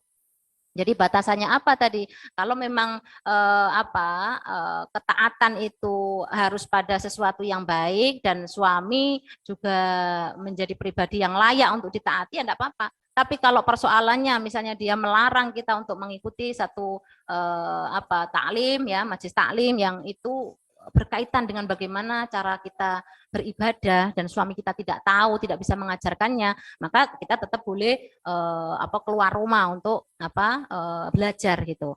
Nah sebaliknya biasanya suami nggak pernah pamit-pamit tuh sama istrinya kalau mau pergi kemana-mana gitu. Padahal perginya biasanya apa, mau nongkrong ya kan, mau biasanya apa Bu? Main, nonton bola, biasanya jangan dipamiti mboten. Jarang kita melihat gitu. Nah, mestinya mulai sekarang ya toh, jenengan coba kita mau ngaji aja dilarang-larang ya. Tapi beliau kalau mau keluar itu nggak tahu apa yang mau dikejarkan, nggak pernah bilang. Jadi istri tuh kadang-kadang bingung gitu, mau cari suaminya di mana gitu. Tuh kan Bu Yuli mantok-mantok berarti menandakan iya itu. Nah, ini yang harus diperbaiki gitu ya. Jadi arti taat yang sesungguhnya itu adalah dilekatkan kepada orang yang mempantas untuk kita taatin gitu. Kalau dalam hubungan suami istri dalam rumah tangga ya apakah suami kita itu sudah melakukan tugas-tugasnya dengan baik, tanggung jawabnya dengan baik, baik secara dohiri ya maupun batini ya gitu ya. Secara kebutuhan pokok maupun kebutuhan batin gitu. Itu begitu ya. Nanti kita lebih jauh lagi kan pada saat kita nanti pengajian ya Ibu ya. Yang jelas bahwa itu tadi taat yang mutlak hanya pada Allah ya dan pada Rasulnya itu ketaatan yang mutlak. Kalau dan kepada sesama manusia ya dilihat-lihat dulu gitu. Justru kalau misalnya kita diperintahkan untuk durhaka kepada Allah ya enggak boleh dong, itu melanggar, itu enggak boleh seperti itu. Itu saya kira yang pertama supaya waktu kita nggak habis. Yang kedua adalah apakah tugas tanggung jawab mendidik anak itu kepada siapa gitu ya. Tadi sudah sedikit saya singgung bahwa tugas mendidik anak itu adalah berdua ya. Tanggung jawab antara orang tua, ayah dan bunda, tidak melekat hanya kepada istrinya. Meskipun pada prakteknya kadang-kadang itu memahami hadis tadi itu loh Bu, al-ummahatu madrasatul ula itu loh. Jadi kemudian seakan-akan bapaknya itu loh, itu kan tugasnya ibu nih. Ya, biasanya itu kan tugasnya ibu nih ngajarin nulis, ngajarin. Bapaknya biasanya dimintain anaknya, itu bukannya malah senang gitu ya. Tapi malah wis diwaca dhewe kono, itu begitu, Bu. Itu banyak kan bapak itu begitu, coba nanti jenengan tanya itu. Mesti begitu, mergo memengan bapaknya itu gak telatenan gitu. Ngulangi malah wis diwaca dhewe lagi piye to jane dong. Itu ya Bu ya. Nah, di sini dikatakan atau mengasuh anak-anak itu. Nul jainar rajuli wa madatun tunasiliatin minal mar'ati fi rahmiha atau fi rahimiha. Tidaklah mungkin janin itu berada pada janin rahim seorang ibu kalau itu tidak ada sangkut pautnya dengan sumbangan bapak nih, sperma bapaknya ya Bu. Apa iyo nek tidak ada sumbangan dari spermanya bapaknya itu kemudian tiba-tiba di rahim seorang ibu ada janin yang kira-kira masuk akal mboten? Tidak mungkin kan begitu. Artinya apa? Dari mulai membuatnya itu udah kerjasama, gitu Bu. Sudah ada kerjasama antara suami dan istri untuk gawe. Bahkan saat durunge gawe wis diancang-ancang, Pak engko sampeyan pengen sing irunge mancung apa ora? Ngoten niku biasane. Ya enggak? Engko nek koyo aku engko pesek iki engko wis samane Bu ngono mergo bapakne pesek. Enggak Bu, ini guyon ya. Jadi sebelum kita menentukan nanti ke depannya seperti itu biasanya udah komunikasi begitu. Jadinya pengantin baru pengen anak piro Bu, misalnya kan begitu semua dikomunikasikan itu. Bahkan sampai kemudian tentang pendidikan anaknya. Tentang tadi itu komitmen untuk menciptakan generasi-generasi yang baik, yang soleh, yang muslih, yang solihah, yang muslihah itu harus dimusyawarahkan di dalam rumah. Ada kerjasama adalah antara keduanya. Fari ayatu hatakun mustarakatun baina abawaihi, maka pendidikannya juga tergantung pada keduanya itu, ada kerjasama antara kedua itu orang tua itu. Wala yakunu ala atiki ahaduhuma atau ahadihima, tidak mungkin itu hanya menjadi tanggung jawab seseorang atau satu orang atau di pundak satu orang saja. Dunal akhor, bukan yang lainnya, itu mustahil. Maka kita lihat bagaimana bentuk anak-anak kita, pendidikan anak-anak kita. Kalau itu ada campur tangan atau ada peranan-peranan kerjasama antara ayah dan ibunya, insya Allah kepribadian anak itu akan terbentuk dengan sangat baik. Itu dia tidak akan kehilangan figur dari bagaimana ayah dan bundanya. Itu begitu. Wa ba'da an kana al-janinu tiflan kharaja ila ainil wujudi fil hayati dunya wa sara insanan saghiran ila ayyan wa yasbiha murahiqan. Sampai kemudian anak ini tumbuh menjadi pribadi atau menjadi anak kecil ya, dari mulai tadi lahir bayi kemudian menjadi anak sampai kemudian dia tumbuh menjadi manusia, insanan saghiran, anak kecil, ila ayyanwa, sampai kemudian dia tumbuh menjadi murahiqon ya. Murahiqon itu apa? Orang yang mendekati dewasa gitu ya, orang mendekati dewasa. Takunu mas'uliyatun ri'ayatu ya, mas'uliyatu ri'ayatihi wa tarbiyatuhu ala kahilin kullin min abawahi wa ummi. Kedua-duanya itu menjadi tanggung jawab ya, dari pendidikan maupun pengasuhannya itu adalah dari kedua orang tuanya. Tidak bisa hanya salah satunya. Ya, ini ada di dalam kitab ini. Nah, diceritakan juga di dalam salah satu ayat hadis Nabi ya. Kullu mauludin yuladu 'alal fitrah fa abawahu yuhawidanihi au yunasirani au yumajjisanihi. Itu di situ kalimatnya fa abawahu gitu. Jadi setiap anak yang lahir itu terlahir membawa fitrah. Membawa fitrah kebenaran, membawa fitrah beragama. Setiap anak yang lahir itu kosong, bersih ya. Tapi dia punya fitrah, yang fitrah itu sama dengan agama, tidak bertentangan dengan agama. Jadi kalau anak itu kita ajari agama itu gampang diterima. Fa'aqim wajhaka lid-dini hanifa fitratallahi allati fataran nasa 'alaiha la tabdila li khalqillah. Di situ dikatakan seperti itu. Jadi anak itu punya fitrah membawa kebenaran, membawa keindahan, gitu. Membawa pada terkait dengan agama, gitu. Pasti gampang menerima agama. Fa'abawahu, maka kedua orang tuanya lah, gitu. Yuhawidani, yang menjadikan dia nanti agama Yahudi kah, au yunasirani atau Nasrani kah, au yumajisani atau Majusi kah, itu tergantung kepada pola asuh orang tuanya. Kedua orang tuanya. Jadi tidak hanya satu orang saja. Nah, yang terakhir di sini untuk jawaban dari pertanyaan Bu Arum tadi dari TBM ya. Pernah suatu ketika sahabat bertanya kepada Siti Aisyah ya tentang bagaimana keseharian Rasulullah itu di dalam rumah tangga. Wa fi aini Aisyah radhiyallahu anha kana Nabi sallallahu alaihi wasallam zaujan musanidan fi dakhilil baiti hatta fil umuril manziliyah.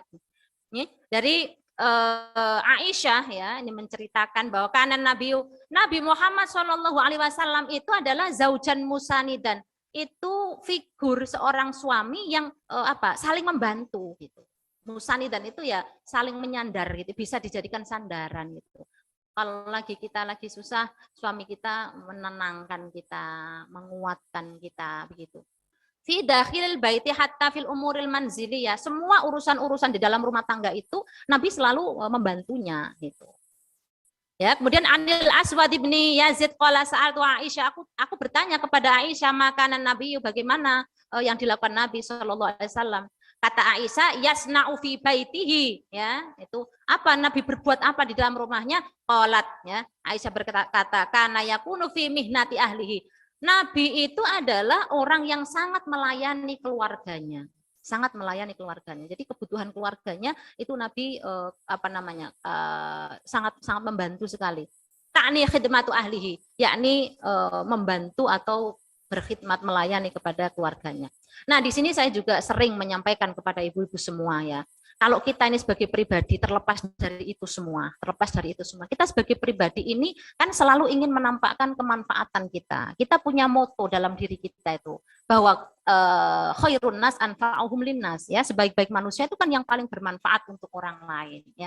Nah, orang lain itu kalau skalanya dalam rumah tangga ya siapapun dalam rumah tangga itu gitu. Kita ingin bermanfaat waktu kita ingin bermanfaat umur kita ingin bermanfaat kata-kata kita ingin bermanfaat langkah kita ingin bermanfaat rumah kita, semuanya kita ingin bermanfaat. Kalau kita sudah ingin bermanfaat untuk orang lain, maka yang keluar dalam diri kita ini semata-mata hanya khidmat, hanya ingin melayani, hanya ingin memberikan kebaikan saja kepada anak, kepada suami, dan mestinya semua seperti itu. Baik suami maupun istri itu kalau mendasarkan semua kehidupannya dengan kemanfaatan, ingin bermanfaat pada pasangannya, kepada anaknya, insya Allah semua itu akan indah. Karena sejatinya kalau kita sudah berkhidmat, kita melakukan tugas-tugas dan tanggung jawab kita, itu yang tersisa hanya kebahagiaan. Nek wis rampung tugasnya itu bahagia mboten Bu jenengan. lega rasanya. Mula koyok kula niku wau bareng mbah-mbah ya toh, resik garing wis masyaallah. Itu lega banget itu. Wis gak angel-angel. Itu seperti itu. Jadi kita nggak pernah menuntut lu aku nyuci ki lho. Ono enggak begitu. Kalau kita hanya ingin manfaat, maka yang kita lakukan hanya khidmat. Enggak menuntut gitu. Kalau gek nang dipel, kalau gek nang ini, kalau gek enggak begitu. Kalau aku wis mari ngene, wis mari ngene.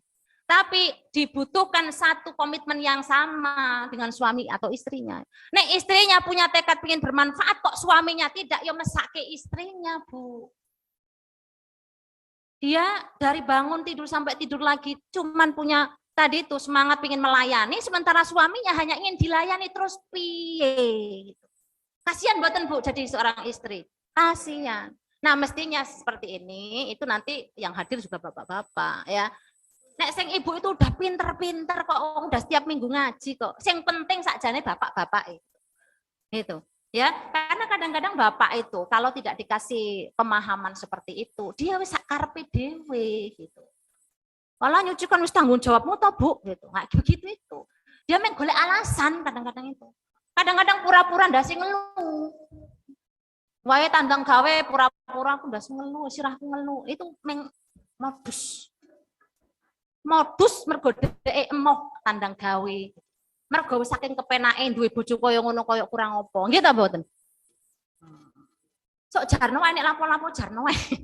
Mboten nggih, Bu. Jadi seperti itu, tanggung jawab mendidik anak atau tanggung jawab dalam rumah tangga ini bekerja sama antara kedua-duanya. Enggak boleh dimonopoli satu orang dan yang lainnya tidak. Ya, bahwa penghambaan itu hanya kepada Allah, ketaatan hanya kepada Allah. Maka suami enggak boleh kemudian memperlakukan dirinya kayak pangeran. Ya wis apa gitu. Ya, lha padha-padha wae lho Pak awake dhewe iki. Kok kenapa aku sing sampean plokoto gitu kan? Nah, itu begitu ya, Bu Ibu Arum, mudah-mudahan bermanfaat dan mari kita semua sebagai orang tua dan juga libatkan bapak-bapaknya gitu. Jangan tersiksa sendirian gitu. Gara-gara bapaknya memang nggak tahu gitu ya, terus jenengan ngelakoni sangkarun nelongso, yo jangan. Kok gak enak gitu ya. Jadi jangan sampaikan, Pak, aku mau oleh kilo tuku buyuni ngene kilo, Pak.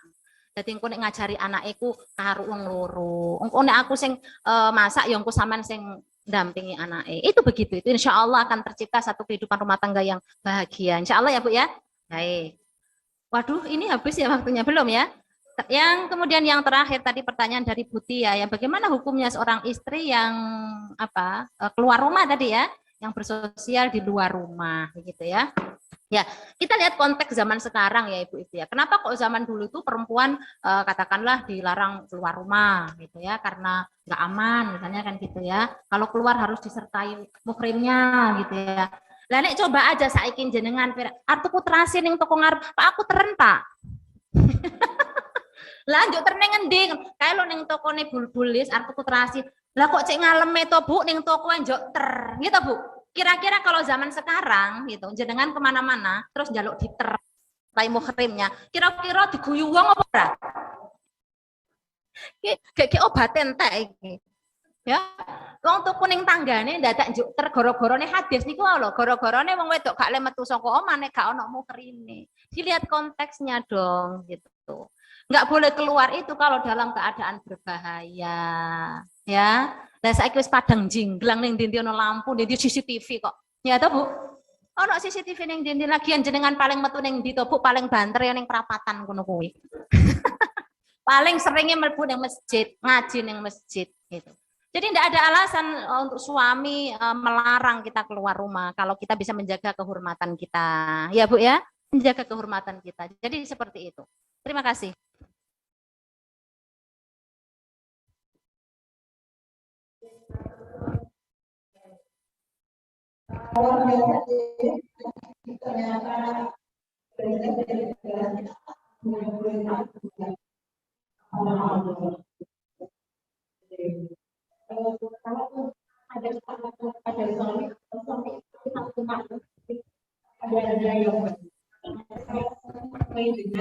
Agama, sesuai dengan tuntunan agama.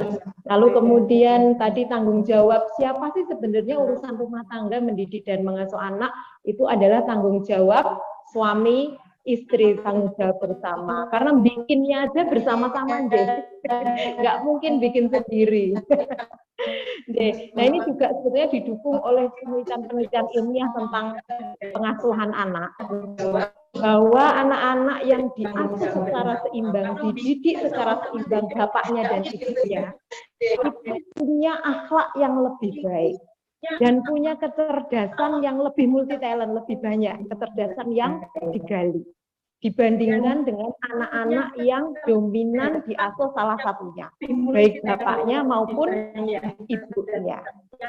Begitu. Jadi ini selain memang diatur oleh agama Islam, dianjurkan bahwa pendidikan itu itu tanggung jawab bapak dan ibu, ternyata penemuan ilmiah juga mendukung dia, Bu. Jadi tadi deh sudah jelas deh bahwa tanggung jawab mendidik, mengasuh anak itu adalah tanggung jawab berdua, bapak dan ibunya. Begitu. Nah, ini sudah ada 2 pertanyaan yang online.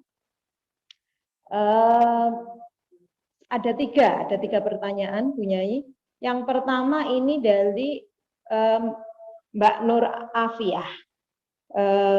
Tadi disampaikan ada 4 hal yang digunakan untuk memilih pasangan. Nah, ini bagaimana kalau salah satu tuh mana yang harus didahulukan, yang paling penting kriterianya. Lalu kemudian kalau itu 4-4-nya dipakai, mana urutannya, gimana sih urutannya, mana dulu yang dipakai dulu atau dilihat dulu. Itu pertanyaan yang pertama. Pertanyaan yang kedua ini dari Mbak Celia. Pertanyaannya begini, jika istri tidak nyaman dengan rekan suami yang perempuan tapi tidak ada unsur perselingkuhan, hanya tidak nyaman saja, sikap yang baik sebaiknya sikap saya seperti apa? Apakah suami harus mempertahankan rekan kerjanya dengan alasan jika rekan kerjanya dikeluarkan dari perusahaan ini jadi tidak nyaman, sementara istri juga merasa tidak nyaman. Pertanyaan yang ketiga ini dari Mbak Ambar Purnamasari. Jika istri bersalah menurut suami, apakah benar jika suami mendiamkan istri tidak mengajak bicara? Dan bagaimana sikap istri untuk menyikapi atau juga mendiamkan? Atau mengajak bicara tetapi takut kalau nanti bicara tuh malah salah. Begitu, matur suwun, punya ini ada 3. Pas ya, ada yang di sini 3, yang online 3. Monggo, ini untuk sesi yang Muji, interupsi. Terima kasih. Mundur.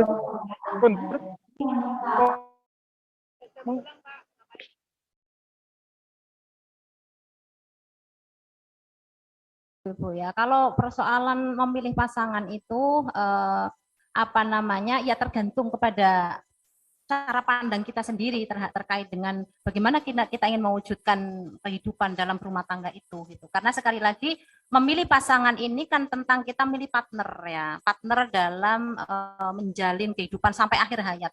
Kalau bisa sampai hidup dunia dan akhirat kan begitu ya. Kalau kita nemu pasangan yang katakanlah cocok gitu ya, nek iso nek ane nggone swarga ketemu menepak kan begitu. Tapi kadang-kadang kalau kita nggak cocok, misalnya gitu, wis pak ning dunia wis melarat atau aku ning akhirat wis tak golek ganti. Misalnya begitu itu ya.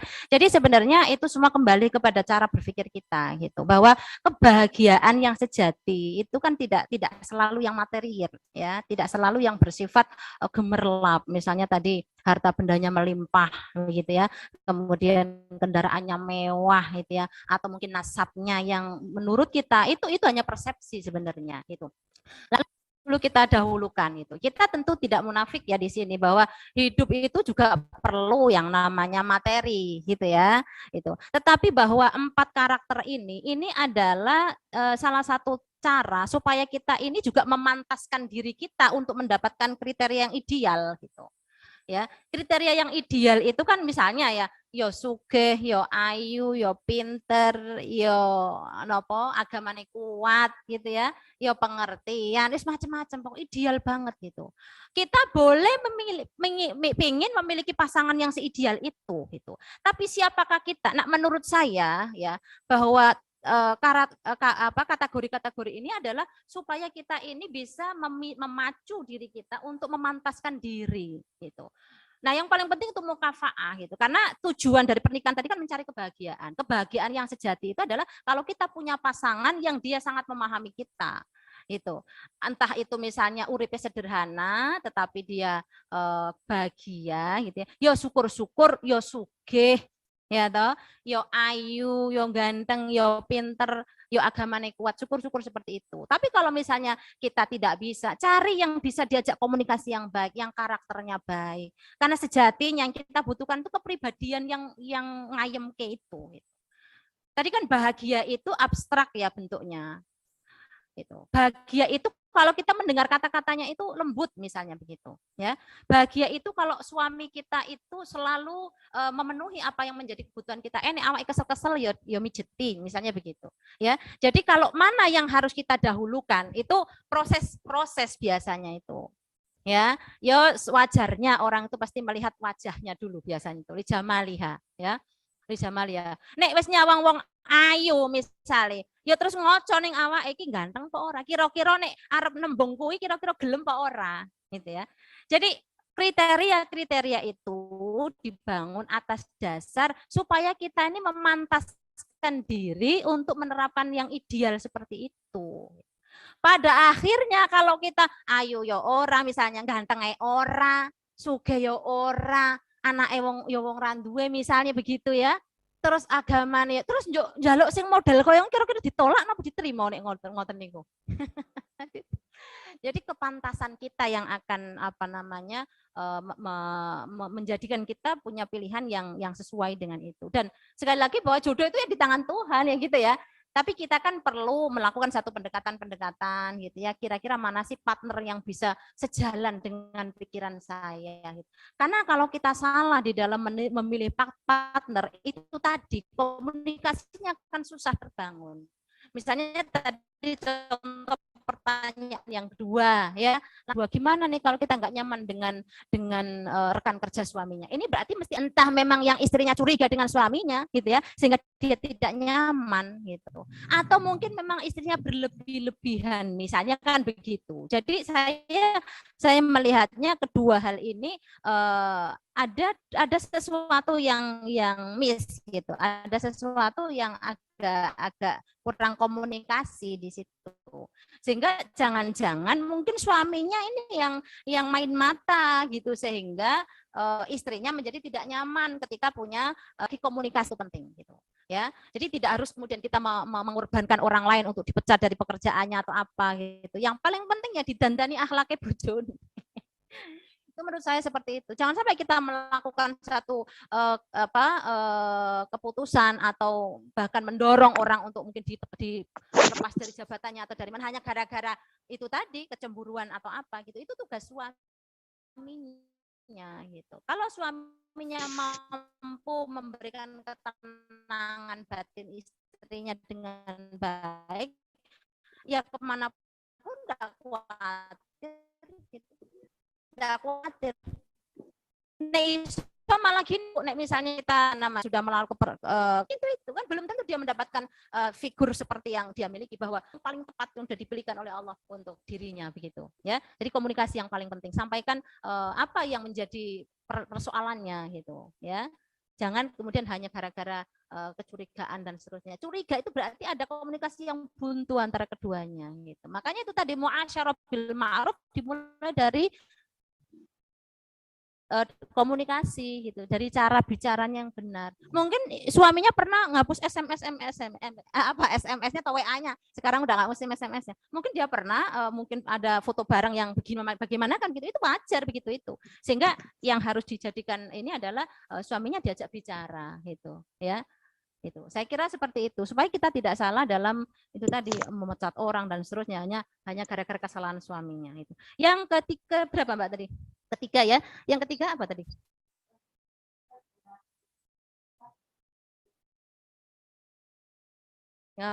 Ketika suami mendiamkan apa yang harus dilakukan. Nah, mestinya kan ini ada sesuatu ya. Kenapa kok diam gitu? Karena diam itu tidak selalu dalam konotasi yang jelek ya. Kadang-kadang kita ingin diam, mungkin karena capek ya, mungkin karena kita lelah itu. Jadi kalau misalnya suami kita diam, ya tidak ada salahnya kita bertanya ya. Jane ngopo to Mas kok menang-menang iki ono apa to jane kurang sajen apa piye? Kenapa sih kok dadak menang-menangan kenopo gitu loh. Rokok entek tah misalnya, pulsa entek tah misalnya. Begitu. Ya ajak komunikasi yang baik. Mungkin cara bicara yang baik itu mungkin pada saat kita mau mau tidur itu ya, di bantal yang sama, di kasur yang sama, di selimut yang sama. Terus jangan tanya baik-baik begitu. Jadi usahakan setiap hari itu selesai gitu persoalan di hari itu gitu ya. Meskipun kita juga menghormati mungkin privasi suami misalnya pekerjaannya gitu ya. Kita kalau enggak penting banget ya nggak usah dikorek-korek. Tapi bahwa ketika ada raut muka suami atau ada sikap suami yang kemudian mungkin karena pekerjaannya terus dibawa ke rumah, tidak ada salahnya sebagai istri kita perhatian. Di situ bentuk perhatian gitu ya. Kalau diem ya ditanyakan baik-baik. Ngopo to jane butuh refreshing tah misalnya, butuh jalan-jalan tah atau kemana. Ya sudah begitu itu. Itu komunikasi, pentingnya komunikasi. Terima kasih. Saya kira itu ya Ibu-ibu sekalian sudah hampir habis. Saya hanya pesan satu lagi ya Bapak Ibu sekalian, maaf Ibu-ibu sekalian tentang wajibnya kita harus mengedepankan kelembutan dan tidak boleh buru-buru kita itu bertindak keras atau kasar ya. Harus mengedepankan kelembutan.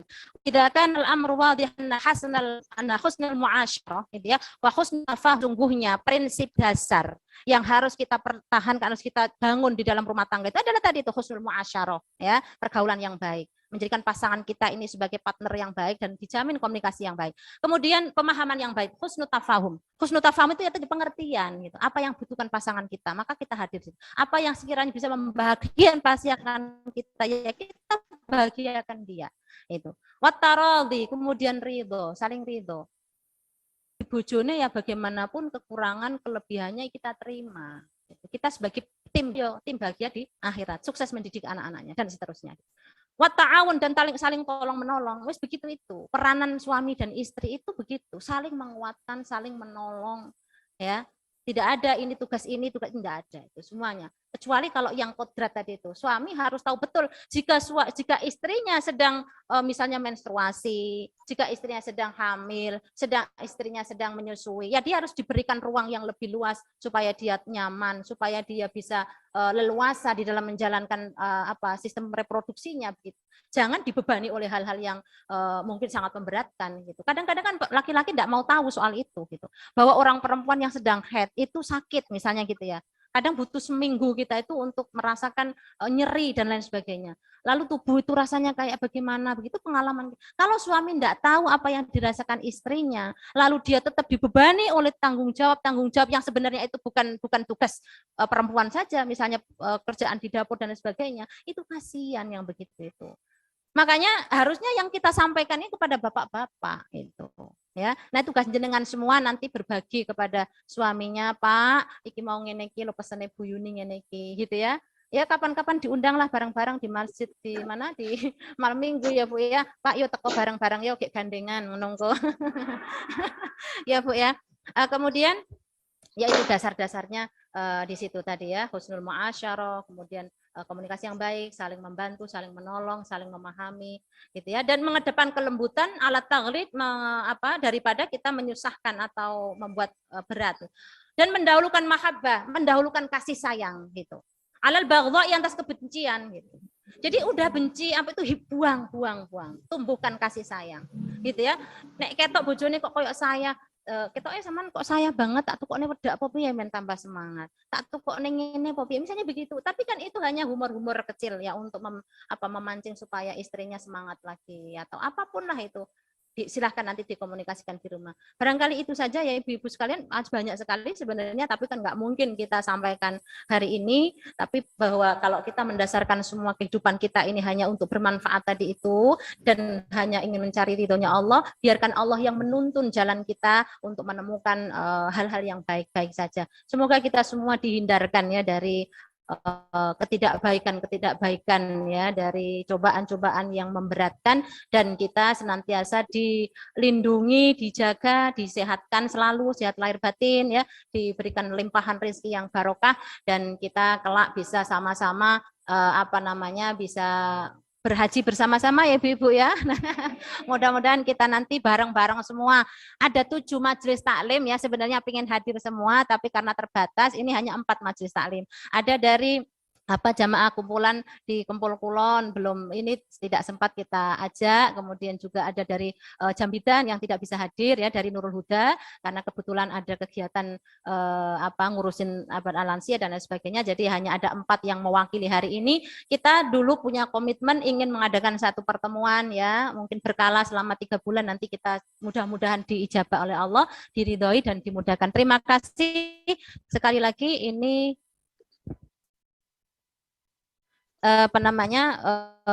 yang bisa saya sampaikan, dan terima kasih yang tak terhingga kepada Rahimah ya, kepada Wilid yang telah memberikan support yang luar biasa kepada kita semua sehingga kita bisa melaksanakan kajian pada hari ini, juga kepada Bunda Cici Farhah yang luar biasa, tokoh perempuan ulama Indonesia yang sangat saya kagumi gitu ya, kemudian kepada Kang Helmi Ali atau Kiai Helmi Ali yang juga luar biasa, pada Kiai Husein, kepada Kiai Fakhruddin Abdul Qadir selaku Kiai yang pengarang kitab Rasail Mufidah ini, kemudian kepada Mbak Vera, kepada Mbak Isti, kepada Mbak Bintah ya, dan semua tim dari Rahimah yang telah memberikan support luar biasa kepada kita semua. Kita terus terang diberkahi.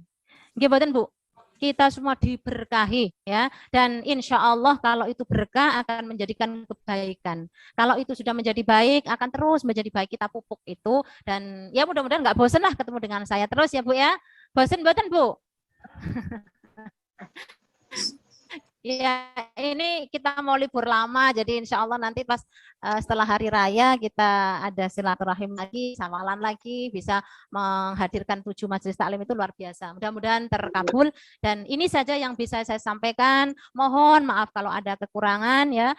Kita berharap Allah senantiasa merahmati kita semua. Wallahu yarhamuna birrahmah. Wassalamualaikum warahmatullahi wabarakatuh. Waalaikumsalam warahmatullahi wabarakatuh. Matur suwun Bunyai Wahyuni. Luar biasa menarik sekali materi pengajian kita hari ini. Saya hanya ingin merangkum sedikit saja tadi beberapa hal yang tadi luar biasa disampaikan Bunyai, bahwa untuk membangun rumah tangga yang maslahah maka harus ada hal-hal yang ma'ruf yang kita lakukan bersama. Apakah itu? Yang pertama adalah saling mencintai, saling berkasih sayang. Yang kedua adalah saling berkomunikasi dengan baik. Yang ketiga adalah saling tolong menolong. Kemudian yang keempat saling memberikan perhatian, saling pengertian. Terus apa lagi Bu? Tadi? Ya, kira-kira ada 4 hal itu ya yang penting tadi disampaikan. Nah, monggo nanti sampai di rumah mencoba berkomunikasi dengan baik dengan suami, mencoba memberi pengertian, memberi kasih sayang lagi, mesra-mesraan Bu nanti di rumah. Ini termasuk juga yang online Mari kita perbaiki hubungan kita dengan suami, hubungan kita dengan anak-anak, hubungan dengan keluarga. Insya Allah ilmu hari ini tidak hanya menjadi pengetahuan saja, tetapi menjadi amalan kita dan menjadi kebaikan buat rumah tangga kita di rumah, dan rumah tangga kita diberkahi oleh Allah Subhanahu wa Ta'ala. Amin ya Rabbal Alamin. Di situ kami sampaikan terima kasih yang sebesar-besarnya ini untuk 4 jamaah yang sudah hadir di sini dan juga para jamaah yang hadir secara online. Dan tak lupa juga ucapan terima kasih kepada tim teman-teman dari Rahimah, kemudian dari KUPI dan juga dari Wilid yang sudah luar biasa mensupport, bahkan menjadikan kajian hari ini menjadi kajian online, live streaming yang bisa dilihat oleh seluruh jamaah di Indonesia, bahkan di dunia, di negara lain kalau ingin melihat.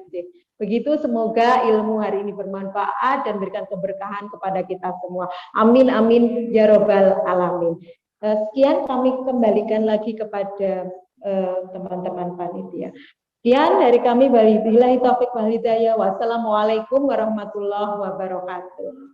Waalaikumsalam warahmatullahi wabarakatuh. Terima kasih Mbak Yusnita dan Mbak Yuni. Saya memberikan apresiasi luar biasa untuk ngaji hari ini. Ngaji yang ngaji dengan menggunakan kitab Rasailul Mufidah sangat luar biasa, banyak sekali yang kita dapat hari ini. Saya sendiri ikut merasakan ngaji secara offline ini, kayak merasa berada di antara ibu-ibu majelis taklim, yang 4 majelis taklim tadi yang offline, itu sangat luar biasa sekali. Saya ucapkan terima kasih kepada Mbak Nyai Wahyuni, terima kasih juga kepada, saya lihat tadi ada Kiai Helmi Ali ya? Oh, sepertinya sudah tidak ada. Terima kasih juga kepada Ibu Cici, selaku Ketua Pengurus Perhimpunan Rahima, dan tim Rahima yang sudah membantu, ada Andi, Isti, dan Riki, yang membantu acara hari ini, yang hibrid, ada peserta secara online dan juga offline, saya ucapkan terima kasih. Terima kasih juga kepada semua peserta yang offline dan juga online yang sudah setia hadir menemani kita selama 2 jam lebih. Saya juga ingin ikut menginformasikan bahwa ngaji bersama 20 ulama perempuan Rahima besok di hari Selasa 12 April di jam 13.30 sampai 15.30 dengan tema hak dan kewajiban suami istri, menghadirkan narasumber Ibu Nyai Lulu Farida dan moderator Nurul Fitriani. Bapak Ibu yang hadir hari ini, sekali lagi saya ucapkan terima kasih. Marilah kita tutup ngaji kita kali ini dengan bacaan hamdalah, alhamdulillahirabbil alamin. Saya selaku MC mohon maaf jika ada kekurangan. Sekali lagi saya ucapkan terima kasih atas waktu Bapak Ibu semuanya yang sudah hadir. Wabillahi taufik wal hidayah. Wassalamualaikum warahmatullahi wabarakatuh. Waalaikumsalam warahmatullahi wabarakatuh. Terima kasih banyak ibunya yang sudah hadir di online maupun peserta-peserta yang hadir di offline. Assalamualaikum warahmatullahi wabarakatuh. Kayak suaranya Mbak Andi ya. Mbak Farha. Makasih Bu Fat, Bu Nyai Nur Afia, Bu Cici, makasih. Makasih banyak semua. Terima kasih Mbak Wahyuni, ya, Mbak Ike juga. Terima kasih Mbak Binta dan para hadirin jamaah online offline. Saya Zoom-nya tutup ya.